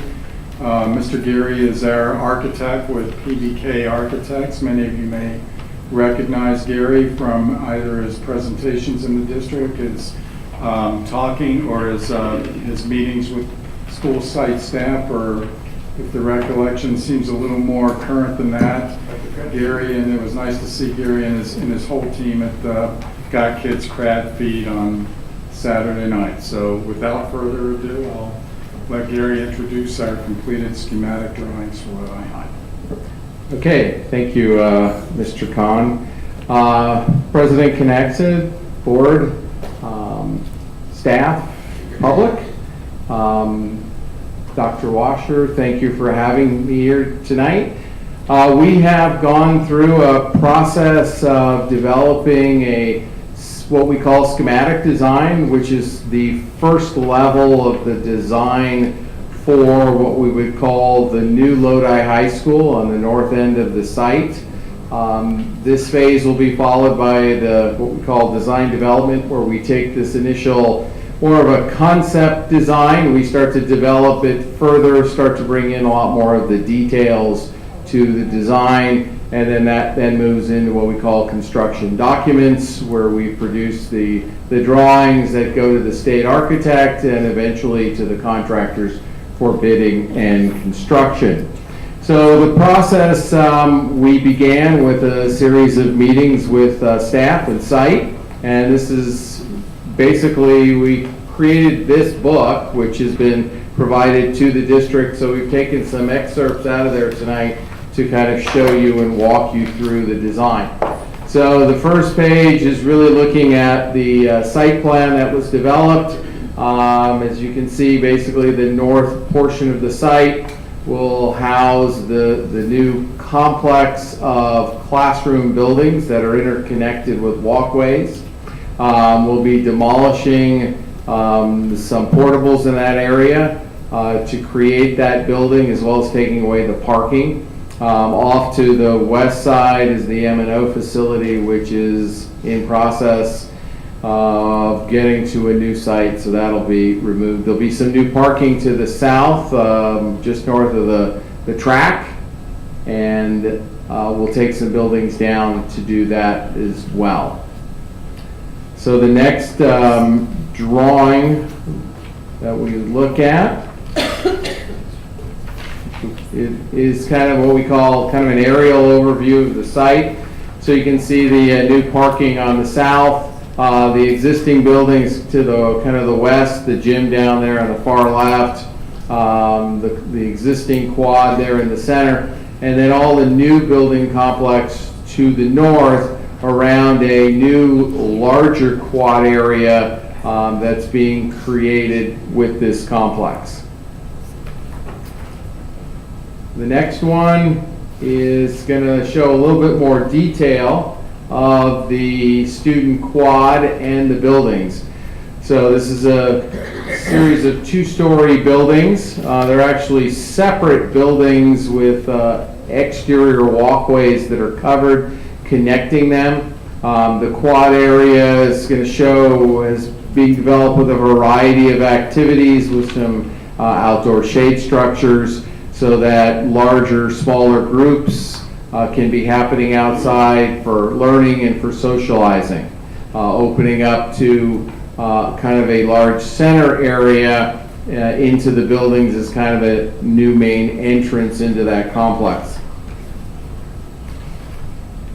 The next one is really showing what's going into the building and the layout. So we've designed the building to be modular in concept and construction. So it's pretty simple from a construction perspective, but the placement of them, kind of a little bit of an angle space, which is kind of creates on both the first and second floor, kind of an exterior area that can be used for outdoor breakout spaces from the classrooms because they're covered, is kind of creating the interest within the building facility. So they are grouped in working with staff. We have grouped them with social science, English, math, as well as science. The blue are the SDC classrooms, which are interspersed among them. This is the first floor. We can look at then the second floor. And the second floor, again, English, social science, math, science, kind of along the top there, and then some more SDC classrooms. You'll see the walkway is kind of that can color that's between them, and then it opens to the larger kind of entry with the stairs in the very center. And then we've got two elements kind of at the top of the angled spaces on each side. Those are conceived to be what we call learning stairs, where it'll be a combination of an actual walkway, but large wide areas for students to sit on and kind of work and socialize together in an outdoor covered area. So the next one, we start to look at some of the initial images. This is kind of a rendering at dusk, actually, not quite night, but more of a dusk. This would be a view basically from the street, looking at the new complex. We've got the drop-off area off the street in front. You can see the large covered canopy that's kind of an entryway, gateway into the complex. And then the very, simple boxy buildings on both sides, but we're going to use some different materials to provide some interest. A fair amount of windows so that we get some daylighting into each of the buildings. This is on the north side of the campus? Yes, it's on the north side, and this view is actually on the east side of the building along the street in front of the campus.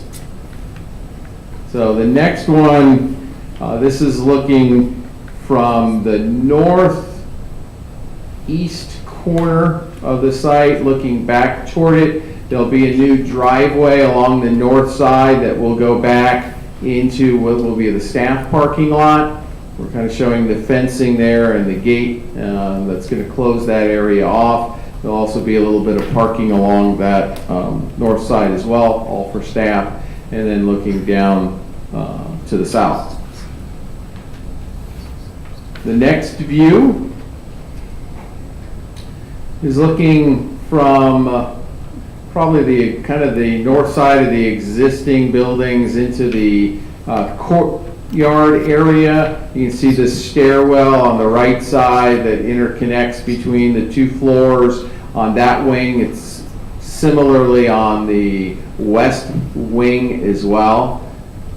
Just to start to see what that space looks like and the size of the quad, which will be, for the size of the campus, pretty appropriate to house a lot of students out there. Staff, we envisioned a lot of events that could take place out there, whether it's a college fair or a play that might happen off the balcony of the second floor of the main section, or speeches by student body candidates. A number of things can happen in this area. The next one gets down a little bit lower into the courtyard, something kind of more of a night shot. You've got the covered canopies so we can get some shade out there over the more of the hard surfaces. We envision some either benches that would be put out there for seating as opposed to trying to build in planters and whatnot. But it'll be a series of different spaces. The next one is a look at what we're seeing from the second floor in the center, looking back out at the courtyard to the right, and the collaboration stair, which is just immediately there on the right side where you see some students sitting, and that would go down the stairs into that courtyard area. And bringing in some of the school colors, the flame, playing up the school pride, and then you've got that area that's kind of at that triangular pie-shaped piece where we could have some outdoor activities, maybe some outdoor furnishings for students, again, socializing and or, studying small groups out in this covered outdoor area on the second level. And then the last view, we have a couple of interior shots. Again, this would be an outdoor area. This is the one in the very center. Again, we're going to use some graphics to kind of liven it up, give it a place for the students to really call home. The bottom one is more of a typical classroom that we might be looking at, where we'll have some kind of flexible furniture, some glass that looks out into the courtyard space, and a nice enhanced environment. So that's basically what is contained in the schematic design in the book. There's a whole lot of other things into it that gets into structural, mechanical, electrical, and the concepts. And we are looking forward to moving this forward into the next level of design. So if you've got any questions, I'm happy to answer those. Yeah, go ahead. Yeah, I have a series of questions. First of all, thank you very much for coming this evening. Sure. How many students do you project to house? Over 2,000. Is there any long-term projections on growth? And how are you going to deal with that growth? Right now, we don't, in all of the calculations that we don't have a growth profile right now, even at the governor's budget. How with the developments that are going on right now? Well, on the Business Services website, we actually track enrollment graphically in a linear graph weekly. So even with the housing that has occurred, we have not seen it yet. So you have no contingency plans in place? There is? Well, we have, in Lodi proper, we do have one buildable site right now, one developable one, and then a piece of raw land. So one issue we have in Lodi is we don't have a bond that will allow us to build a school. In Stockton, we are negotiating for a piece of land right now. We also own a couple other tracts that are raw land, and we do have a bond. Okay, I was just talking about Lodi and in particular. The second thing is I've been getting good because that's part of my area. Area 4. There's committees already being formed, as you probably know, and their concern is with the loss of Twin Harbors on Cochrane, the loss of that facility, we don't have adequate aquatic facilities in the area. Just from me being in what I've been doing for 38 years, at Tokay, the facility there, the pool, was the most used facility year-round. Way beyond the gym, way beyond the football field, that facility was the most used. At Lodi High, they have a very inadequate pool facility. And these people are individuals that are very involved in the community, very vocal, and they're also very much aware of how we need additional aquatic facilities. From the picture that I see here, we're looking at a complete and similar facility aquatically that they have right now, an L-shaped pool. That was the design probably 40 years ago. If you go down to Clovis, for example, every school there has a 50-meter pool, and even one of the high schools has two side by side. So think of Tokay's pool, two of those side by side at a high school. Now, we need to do something aquatically in that area to pick up for so many different things, so many different clubs, so many different outside venues, and to give those students, those athletes there, something similar to what Bear Creek Tokay has. Is that in the projection? Not in this particular design, but in tonight's budget transfers, there was a $5 million transfer to Lodi High School's resource management, this exact project, and it is earmarked for a pool. Okay. I did meet with the community group this week. You did meet with them? Yes. Okay. Now, with that, will we have people from the community being involved in how that pool is put together? Absolutely. Because at Canara, there was a snafu, and we've had, that pool was inadequately put together. Every project that we put before the board has been extensively discussed with the community. And then my last question is, I noticed there's no football area, nothing like that, and I don't want to stay on athletics because I have a master's degree in biology, and I believe in academics then athletics. Where is Lodi High going to be playing football next year? We believe they'll be at the Great Bowl again. So we built an $8 million facility. Is $8 million that's okay? That's about right. For one high school? It's located at one high school. Right. And is there any thought process to the future of making that a joint use facility for both high schools? I believe that's been discussed extensively, not since I've been here, but prior. Okay. I'm sorry, you're up for schematics and all that. Do you have any input on the pool, or does that come later or secondary to you? We will negotiate with Mr. Gearing. I'm sorry, I was asking you. Yeah, we will be talking about that now as we start moving forward. Now, what about a theater? That is currently no renovation or replacement of that in this plan. So there's no theater plan for Lodi High? Just what's the existing black box that's there. Okay, well, thank you for your time. You guys comments? Okay, thank you. Thank you. We do that. I would join in my colleague, Mr. Porter's concerns, and I really like this schematic. I think it does so many positive things that we like to see in our buildings. I like the open air portions of it. I like the windows, the natural light. I like the functional stairwells. Too many times we force our kids into elevators when we all need to be taking more stairs. But, you know, Mr. Porter brings some very good concerns. What percentage of the Lodi High students are going to be in this part of the facility?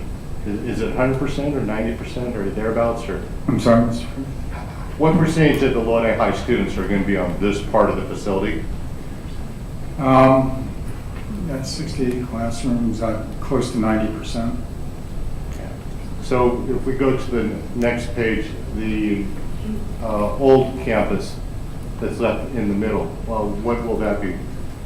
It'll be the remainder of the students, not counting the ag building in the back. And the remainder of the students would be what type of classes?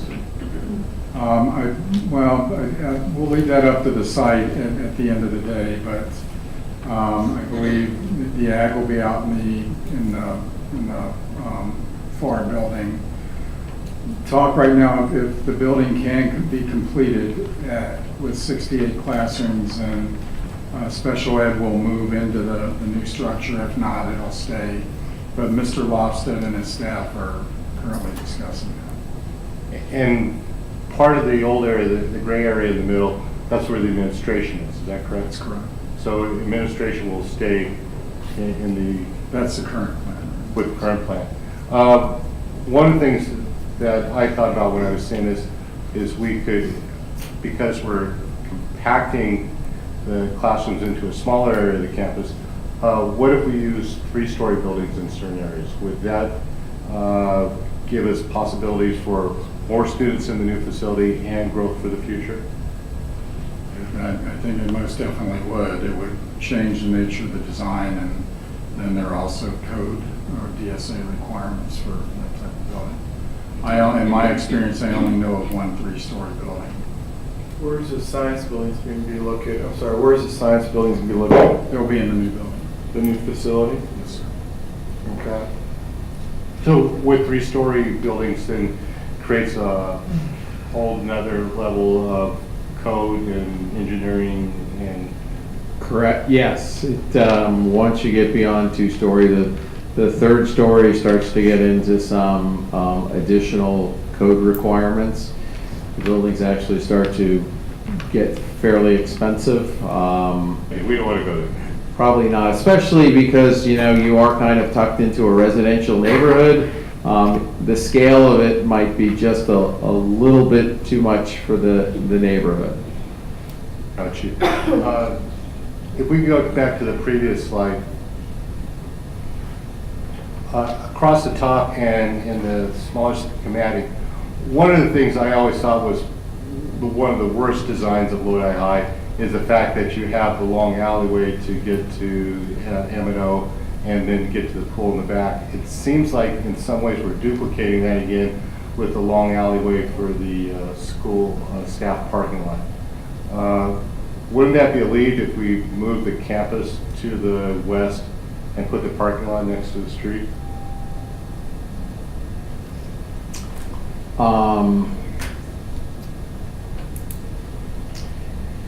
That I guess is a possibility. We would have to make some modifications to the design. One of the things we were trying to do was to kind of create the series of, the south quad that's already there to the north quad and kind of keep the student flow within that one circle as opposed to pushing it back toward the corner up against kind of the ag facility. And keeping with the design you have also is easier for student drop off and students walking into campus. Yeah, it's a lot closer, especially because, basically this is, all the core classes are in these buildings. So the students are going to be coming to those classrooms to start the day generally. So this puts them closer to the drop-offs and the walking back at the street as opposed to pushing them back further away from that, putting parking in front. We don't find an issue in that we're going to reserve that parking area for staff as opposed to students. So the students will be to the south, much closer to the street and for access and visibility. And what about Lodi High administration? Do they have a concern about being so far away from the classrooms and the students? Both administration and certificated staff have played a heavy role in the choices made in the design.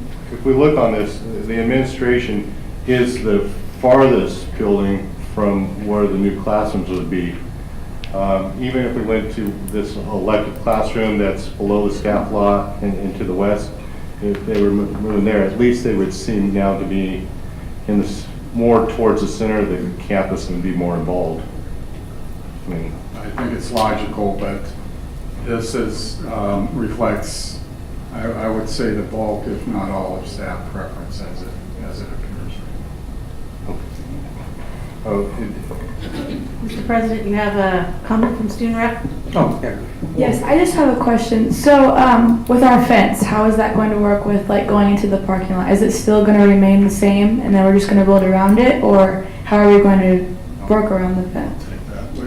So the fence was erected this year out of safety concerns for the site. It is not, it appears solid and permanent, but it is not. The posts in the ground certainly are. But the fence is actually bolted to the posts. When it's time for construction, we'll cut the bolts, pull the fence out, and then put it back precisely the way it is now with the same electronic gates that exist right now. And Mr. President, could we have our student rep from Lodi High elaborate a little bit about this? And Bear Creek, you're welcome to chime in too. What do you think about this layout? What do you think about this campus that you're proposing? For starters, I'll just say, wow, it's beautiful. It's a beautiful model. I really like it. The fact that Lodi High is finally getting a new model of the school is just amazing. I'm really excited for the incoming Lodi High students in the far future. Yeah, it's beautiful. I really like it. That was just my only concern about the fence. Yeah. Yes, thank you. Taylor? Any other comments from the students? Okay, Mr. Hibley? Yes, attending almost all of the Lodi High Site Committee meetings. Yeah, this plan has been going on for a long time. And there were also, to Mr. Porter's question about the pool, is that this board in, I think it was November, kind of gave a pretty firm consensus that Lodi High needs a pool. It is definitely, in my one person's opinion, very substandard. And I was happy to hear that Mr. Khan has met with that group because we definitely need to move forward with rectifying that. One of the things that I liked was classrooms north, athletics south. Admin is kind of in the middle. One of the things too is a lot of times you'll have athletic events sometimes have the possibility of starting while the students are still in the regular school day. Let's say it's sections or something like that. So it's really important that there are access to those facilities. It could be whether it's tennis or soccer or swimming or track. It's nice that they can get on campus without too much disruption. So my question then is, if there is a student parking lot, we can see the drop off just east of the student parking lot for buses and so forth. So how would they then get to, let's say, the pool? Is there a breezeway? Do they go around the gyms to get there? Because coming from the top is not going to really work anymore. And I don't know if the plans are to that point yet.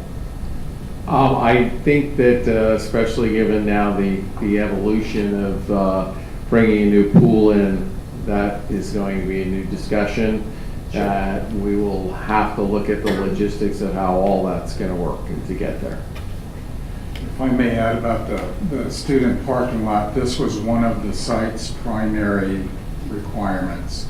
They mentioned that with all the sporting events that occur at the site, with the parking lot up at the north end of campus, nobody would use that. So they were parking all over Lodi Avenue, all over Pacific, in the church parking lot. This was their primary goal, is to get a parking lot that will easily feed the meatless gym, the swimming pool, and play fields. How much of the current facility is not going to be renovated? I believe we have 54 classrooms that are being demolition. Yeah. Even the Pizza Hut building, I lost the battle on that, that's going.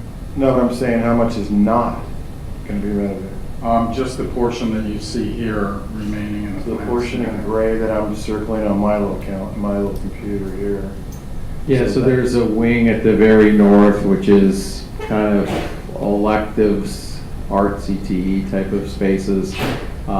You've got the cafeteria over on the west side, which has had some work done to it over the years. To the east side, the theater is not being touched, and there's a couple of classrooms in there.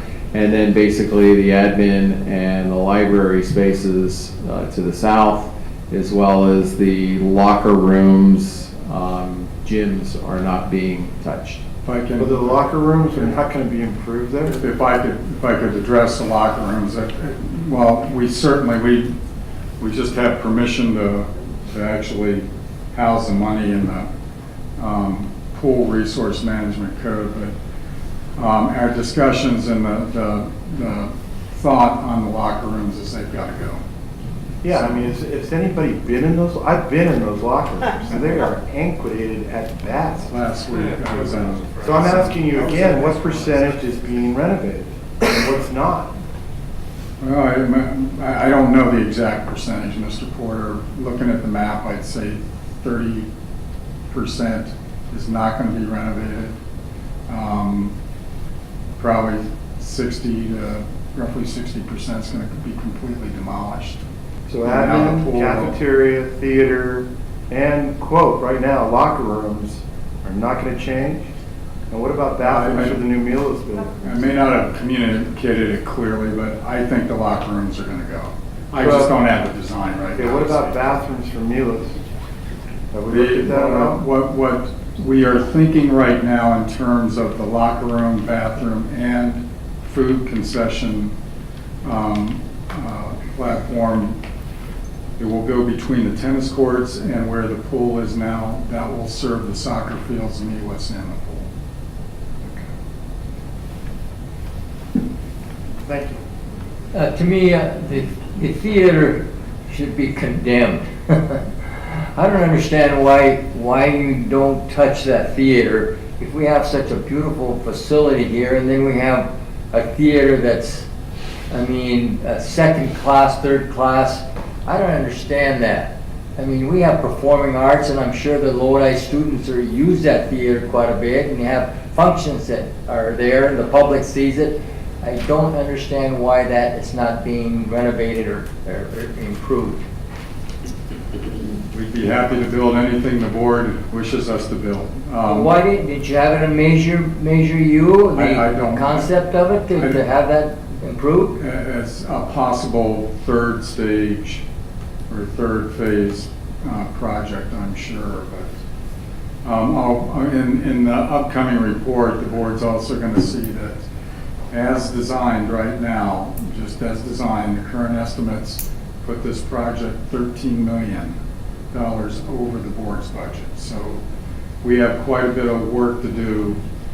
We're not sure where the prices will come in. We had a very good experience. The board just approved the M&O project.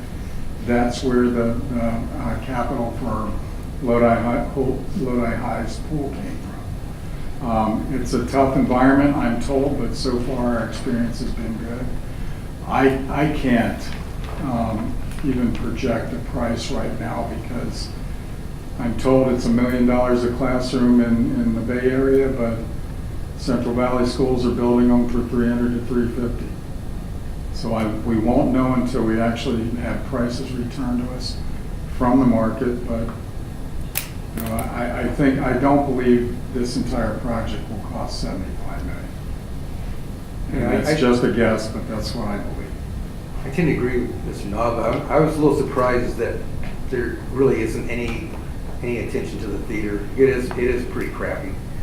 it's pretty bad compared to even private schools, private theaters, and the other ones. It seems like some attention should have been given to it. I mean, I'm just complaining. I'm not asking for a solution right now, but it is bad. If I could, right off the beginning of this, when they were having the discussions as to what they wanted, their first choice was, we used to be the pool. Yeah. And then they changed it to the classrooms. And this is a series of committees that I went to. They said, well, let's get our classrooms squared away first. And then there was the parking, the pool still was in there. And I don't really remember ever even mentioning the theater. I mean, I attended that school, and that theater was darn minimal then. Yeah. You know, and I mean, let's face it, it's pretty minimal now. Yeah. And the locker rooms were pretty bad when I was there. So I guess it was kind of a priority thing. Some of them I agreed with. Some of them I was actually surprised that they ranked some of the things as high as they did, and that's kind of how the whole thing developed to what it is. And I certainly would have loved to have seen more too, but money's money. I mean, So I think the thought process in working with the committees and going through it is creating all the core classrooms together, which basically everyone on campus is going to get to use. And they felt that, you know, if we can, you know, create all the core, English, social science, math, science, and have a new complex with those, every student would get to, reap the benefit of a new classroom building, and that would be the place to start. I mean, I know they recognize that, and we certainly recognize that the theater has its shortcomings. The master plan does identify that space along with other items as a future phase for this site. Unfortunately, that will take additional dollars at some other point downstream. You're no different.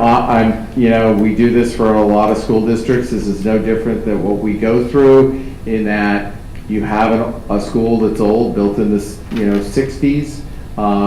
You're now reaching 50, 60 years old.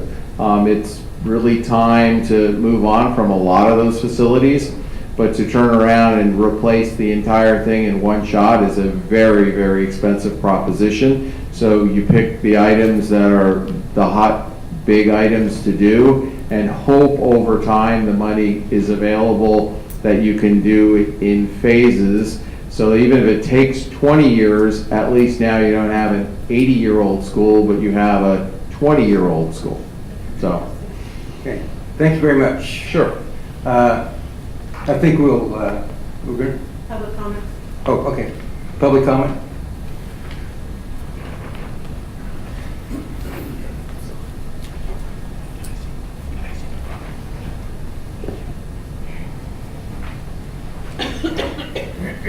Oh, there's so many things. Being an alma mater of Lodi High, great to see some changes. I think Mr. Porter hit the nail on the head with some of the comments from the community, from staff. Our student rep identified one of the first things that I saw was there's no fence around the buildings. And so looking at some, can you go to the picture of the front of the school? Where would that be in this design? This isn't on the street, this is inside the campus. But that's the drop-off zone. That's the front. This is the front, right? Am I? That's Pacific Avenue, facing. Yeah, that is the looking street. west. There will be a fence. At the time we're doing development, the fence was just starting into being placed. So it will get integrated into the design. We have had talks as to where the fence was going to go. So we now know where it is. It just is now not showing in the rendering. Okay, so with this looks like the entrance to Lodi High, but I know the administration and the entrance gate is down further. Would there be then a similar entrance gate here to these buildings? Am I explaining that correctly? You know, where they have walk-through? Right, there'll be gates here because we need them from an exit perspective. This is typical of most schools that, especially in California. So what would be intended to happen is back at the administration area, that would be kind of the funnel for the entrance into the school for visitors. This would be gates so that students can come and go at rush in the morning and in the afternoon when they're leaving. And then after that, those periods between that, the gates would be envisioned to be closed down. So we do have a gate plan? Yeah. Okay. What else? I think it's the slide after, with the quad area and the stairwells. Okay, for any teacher, any student, and those stairwells are all open air, no cover. Okay, our summers are hot, our winters are wet, foggy, misty, wet, and it doesn't appear that there's any covering for students, teachers, going in, up and down to classrooms. Am I missing something, or please tell me they're covered? The stairwells in this area really will end up being covered because they're going to be main use stairs, so they're going to be covered. These two on the ends, which are somewhat emergency exit auxiliary, not sure yet, but these canopies can be kind of pushed and pulled as we go through the design as to where they end up, so they can easily all end up being covered. Okay. I see, it's really hard to see this online. So on the end of this building is a stairwell, and the end of this building is a stairwell. Is there one that I'm not seeing? You're not seeing the one down on the bottom right. Of that one the one building here, there's a stairwell, Yes. and there's one on there. Right. You said there's two. Where are the other two Okay, so. that are not seen? Right, so there's the two at the end here. If you can go to one that looks like a floor plan, that one.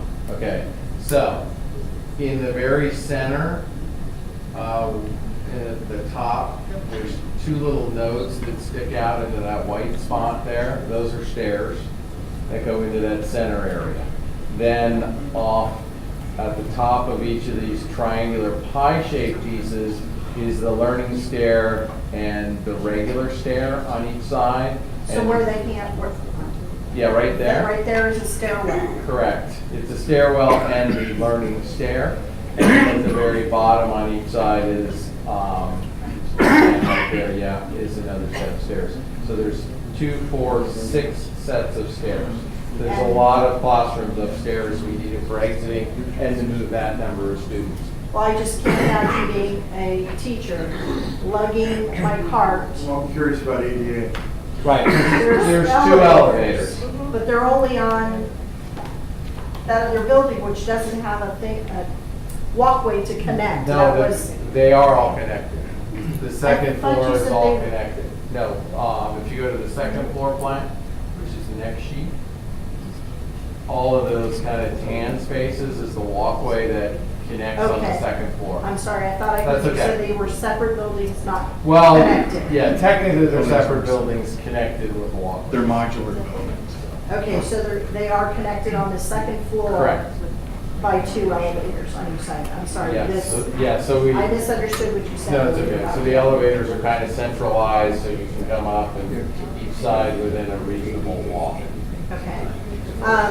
If you go to the whole site plan where it shows the student parking lot and the athletics. So I think, I can't remember which board member mentioned it, but getting to the pool is big and it's used all year round. But are we taking all athletic rooms that, say, a coach would teach lessons in or have office space in, where would they go? So if I'm a PE teacher and I teach PE, I know the boys' gym area. There's just a few offices. Where would those teachers go for putting all their things, having any kind of office space? Is there any design? Because you're taking all those buildings in front away that I know some of them use, correct? Or the student parking Those lot. would be demolished. So is there any, where would those teachers, Wherever the site is, you put on the side. so there's nothing in this design for them at, At this point, not yet. maybe Mr. Porter can address this as being a former coach. I can tell you. And can ask. I never taught PE. That, Well, no, but as a coach, there's office spaces that coaches yeah, but and office it's, need. none of that stuff is, none of those office spaces are being demolished. They're all in the south gym area. All the coaches' office spaces were all in the south gym area. 50 years. And what's being demolished is my old classroom, so I expect to have a monument, there. We'll stripe it. Yeah. areas. I think that's part of the red bricks. Yeah. And has any thought been given to, I know we've talked about solar panels in the parking lots going forward. Is that something later on that we look at? for covered areas? Later on, it is not in this Okay, it's not in design. this design, I'm sure, but that's discussion, because I know once Bear Creeks got built, there was lots of shade then for cars and other activities being stuff.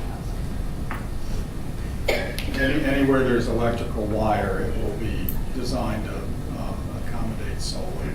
But there are no solar arrays planned in this design. And there's no movement of the cell tower that's there, correct? Thank you. Yes. If I could speak, please. So, one more question. So I see the student parking lot is right, the big parking lot, obviously, right there. So, freshmen and sophomores, majority of the freshmen and sophomores take PE, but the juniors and seniors, however, do not. The student parking lot is near all the gyms, but all the curricular classes are on the very other side of the campus. Are the, so we have 7 minutes to get to class. Will it be extended, or, cause like I have trouble myself getting from the parking lot now way across the school in 7 minutes. So I'm just wondering, like, how is that gonna work? You come to school a little earlier. Yeah. You give yourself 7 minutes to get to Yeah. How about in between classes? Like in between classes, cause not, yeah, I'm just wondering, cause, yeah. That's a very good question. That is a longer walk, yes. Just wondering if, time will be extended or, There's still the problem of getting out of the parking lot too. And getting in the morning. You. Hi, my name is Margaret Lutholtz. I'm a neighbor directly across the street from Lodi High. I've got a couple of questions. One, where will the students be housed during the construction, since then a lot of the buildings will be demolished? Buildings won't be demolished until the new classroom areas are ready for that. Okay. The other, visitor parking. Right now, there is virtually no parking for visitors. There is a no parking zone in front of the school from 9 to 10 and 12 to 1.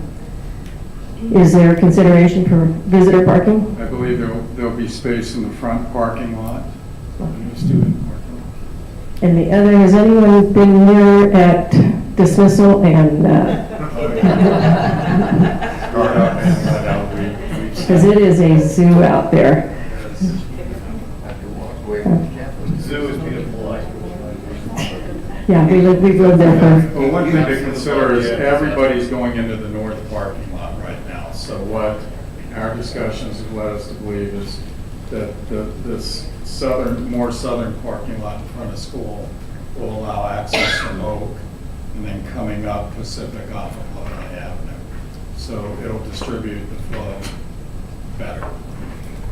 Okay, and as far as timeline, is there any timeline when this is Well, going right to? now, in our in current projections, sometime in the 2021 year, we should be able to deliver the classrooms. Okay, I was a school district employee for many, many years. Thank you. Thank you. Thank you. Okay. Board, Mr. President, we're gonna head out. Okay. I don't blame you. Okay, I'd like to move on to Mr. Conlon, Measure U. Thank you very much, Mr. President, members of the board, Dr. Washer. For your consideration is the Measure U update. It's simple table form. These are all the projects that we are currently working on in one form or the other. I'd be happy to answer any questions.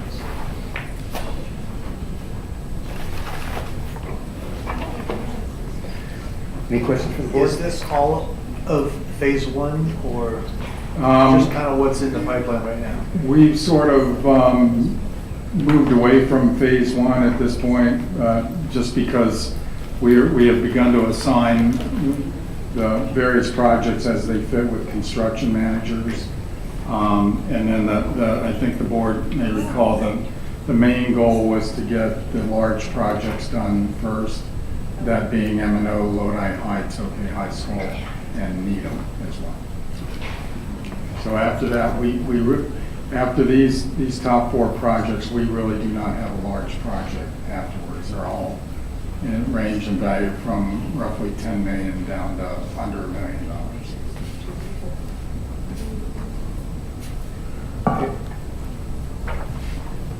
Any other comments? Comments from the public? Okay, thank you. Let's move on to our last report, and that's also Mr. Khan about the staffing analysis. Thank you, Mr. President, members of the board, Dr. Washer. To segue from what Ms. Orgon was talking about earlier, the shuffle, these were the numbers that actually fed the shuffle as part of our initial budget work for the 1920 year. I will call the board's attention to the uniformity in budget cost per site, per teacher cost per student. We have a couple of outliers. These are almost entirely due to declining enrollment, but the numbers are now at an extreme at a couple of our sites. I will work with our assistant superintendents to perform a deeper analysis and then make any suggestions that transpire from that analysis to the superintendent. I can barely see this, it's very small, but Houston School only has 109 students in it. Bear in mind, this is just a K-6 analysis, so it doesn't include Houston's 7th and 8th graders, but they are projected to be at 109 next year. Well, we're planning on spending some money for Cerna to go to Houston School, and I'm wondering if, I'm not sure, with 109 students there, are we basically putting Cerna at Houston and not worrying too much about the Houston students anymore? I mean, they're almost gone. At that point, if I can work with the assistant superintendents to dig a little deeper into these numbers, and then we'll make a recommendation to the superintendent. Okay. All right. Well, Mr. President, what you're seeing is that it's becoming more and more expensive to run that small of a school. well, yeah, it makes sense. So I'm wondering, but we do want to do something with Jesse Cerna. We committed to going to Houston School. I don't know what that means, but it means that there's not very many students there other than the Cerna's kids. Okay, any other comments? Yeah. Okay. Just some questions about how you form your calculations here. Let's take the top line items there. I love that 16.42 FTEs for the K3. K3, we've got to maintain the 24, max of 24 in the class. So obviously, that's got to be 17 FTE for that period, right? That's just a numerical calculation. I see what you've got here. Let me finish up here. But that's the case, though, right? We're going to use 17 there, right? Anybody? Both of you? If you go farther. Right, I know, it says Okay. 27, okay? That's what you're looking at there. Okay, so I am assuming then that we're gonna be, to get that, you gotta have 17 over here for the K3 in order to meet your goal of 24 to 1 ratio, right? No other way around, okay? So that means that you're looking at 10 over here for the 4-6 if you're gonna meet your goal of 27. Are we, is that right? Correct. Okay, so if you do that, then you take that 10 and you divide it into the number of 4th, 5th, and 6th students that you're looking at. Now you're looking at a class size of 32 and a half, average class size of 32 and a half, instead of the 30 that we're trying to target. I'm just bringing this up so that we need to look a little bit more in depth on this. I took a look at the next one. And because of the numbers there, we're going to have more teachers in that K4 because you look at the kindergarten, 96. What school is that? Beckman? 96. That's going to take 4 teachers, right, for the kindergarten. That'll be your 96, 24 times 4. All right, you're going down to the next one. It says 82. Well, you can do 3 teachers and have 10 left over. And then you're going to have a combo. But you really can't do that because the next grade is 3 plus 16 left over. So you can't combo those because that's 26 and now you're over the limit again. So you go down to the next one and you look at comboing it. So there's 3 plus 2 left over. So you could do that. You could do a 2-3 combo and you'd have a class of 18. But now you got to go back up here and adjust this to 4. So now you're what? 4, 8, excuse me, 14, 15 teachers there. So it's going to do the same things. Do you understand what I'm looking at here? I think we just can't say we're going to drop 16 teachers. In the K-6, there will be a drop across all grade levels at K-6 with the exception of the 3rd grade cohort. Right. We're well below our mean several years, and we're well above the mean 7-12. So that's where a portion of those teachers or those FTEs are moved. Right. But it's that old problem of the way that we're funded. When you drop a few students, mathematically you can make it look like this, but you still have to have the teachers there because you can't get that class size too big. So I'm looking at this report and kind of wondering why are we doing this? Shouldn't we be a little bit more in depth about?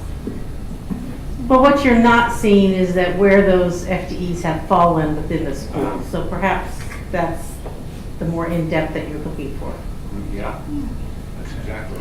And this is just our initial staff. It was done in December. Got it. Just want to make my concerns known that I'm concerned that we are, because of that 24-to-1, that we're going to be increasing the class size on the 4th, 5th, and 6th, and I would like to not see that happen. Right. Okay, that's all. Thank you. Any other comments? Comments from the public?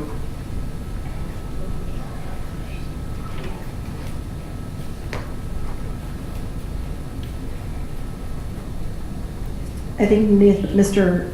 Neely's point, and kind of the question that many of my members have is, how many combos are we projected to have next year?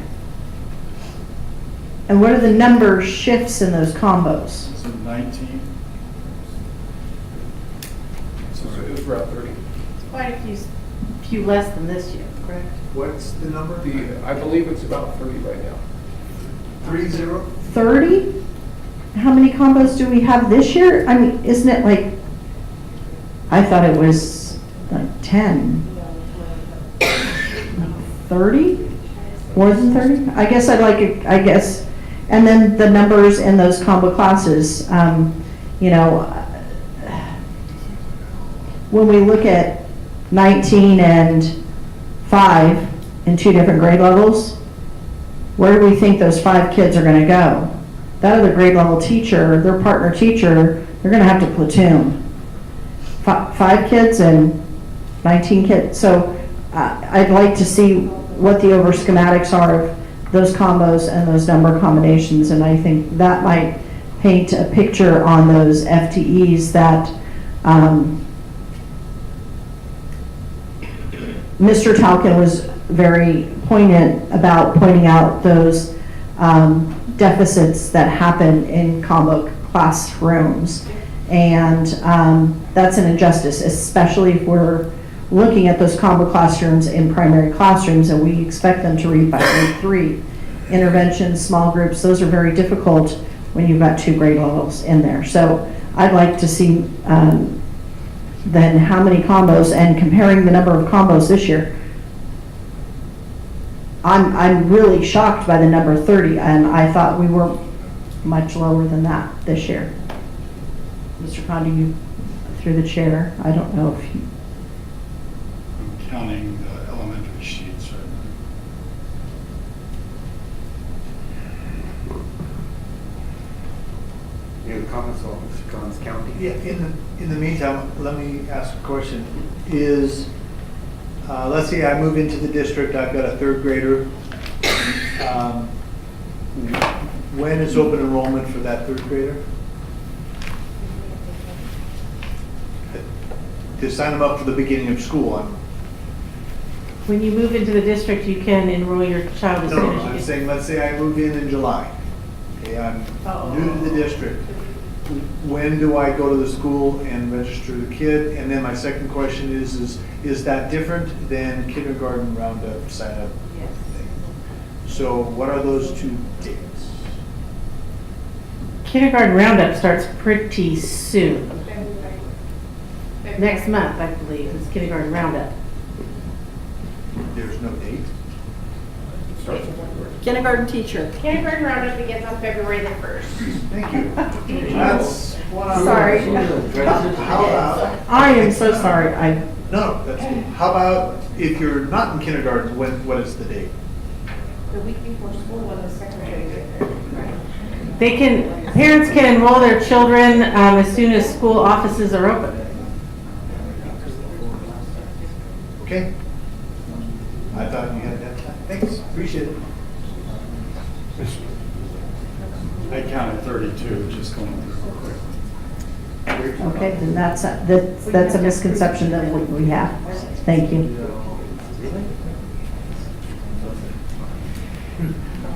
Any other public comments? Okay.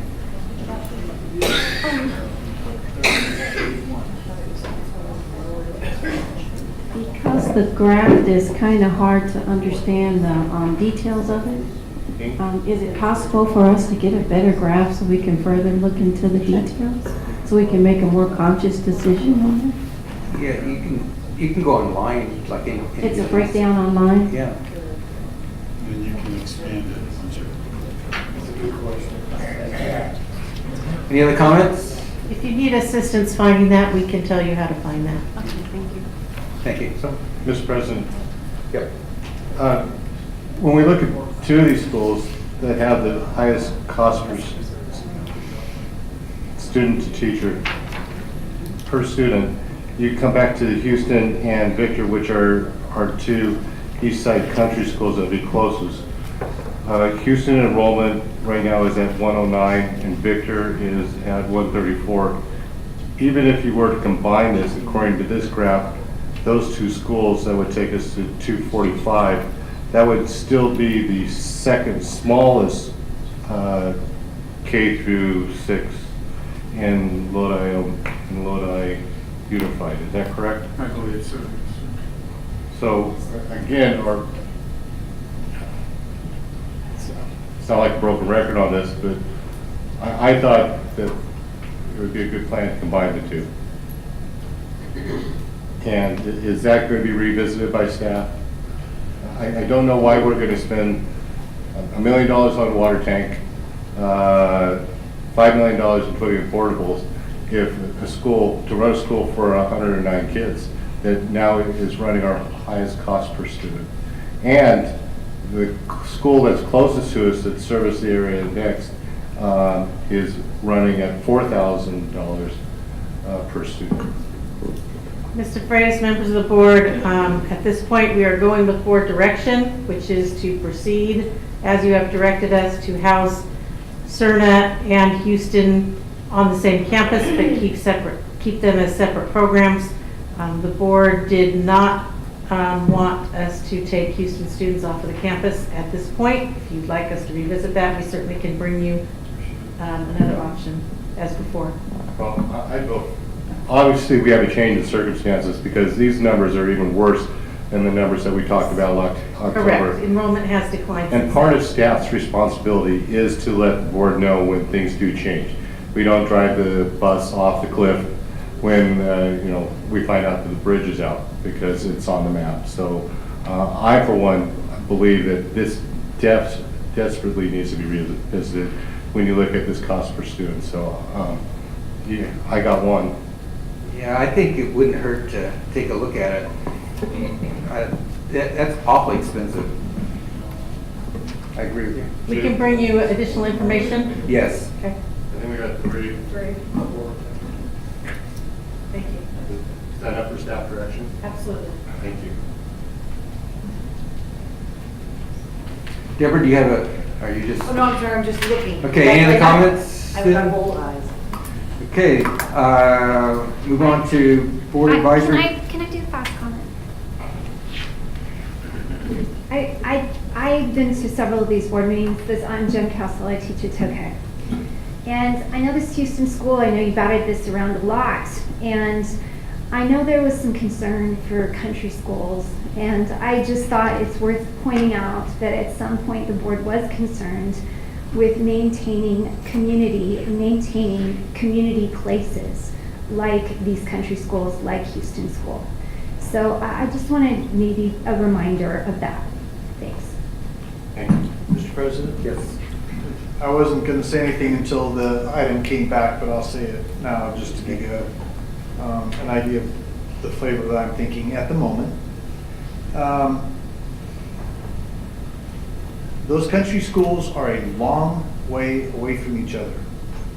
And there is something to be said about the sense of community at a school. A school is, in fact, a little community center. If you ever want to know, take a look at a high school. You could drive by almost any time and you'll see cars there. There's a whole school after school gets out of kids that are at the high schools. Now, for elementary schools, you know, sometimes you have to kind of bite the bullet and say, well, that's the cost of doing business, because, you know, we're not producing widgets. We've got little human beings in those schools. So I would have to have some pretty compelling information to start closing a bunch of schools because of economy of scale. That seems secondary to me, but like I said, when that discussion comes up, we'll talk some more. Yeah, all we're doing is getting information. We're not. The information is great. One point, and that's why I didn't say anything to them. Go ahead and do that. But I want to point out that if you did combine those two schools, I think you'd only save 1 FTE. If you tried to maintain the same size classes that you have now, now they're going to be under the max class size, but if you put them together, you're going to exceed our normal class size. So when we do look at this, let's look at all of that. Sure, I think that's the plan. Okay, any other comments? Well, I also think it's interesting, if you're looking at Houston and you're looking at Victor, how many of those combo classes are going to fall within those two schools? We're up to 32, because the numbers are showing how many classes are we combining? 4 or 5 between the two. Between the two. Thank you. They'll give us that information. Okay. I'm trying to move on to board advisory committee reports. Is there any? No. Okay, good. Okay, then I need a motion to adjourn. Any other future agenda items? Oh, yeah. Good for you about that. I would suggest that we have a report item as to the Csea retirees that we received letters from CalPERS. Deborah, could you inform me of that being placed on a future agenda item? So that'd be my request. Okay. Thank you. Okay, do I have a first and second? And I move to adjourn. Okay, we're out of here then. Thank you. Can I give my phone number?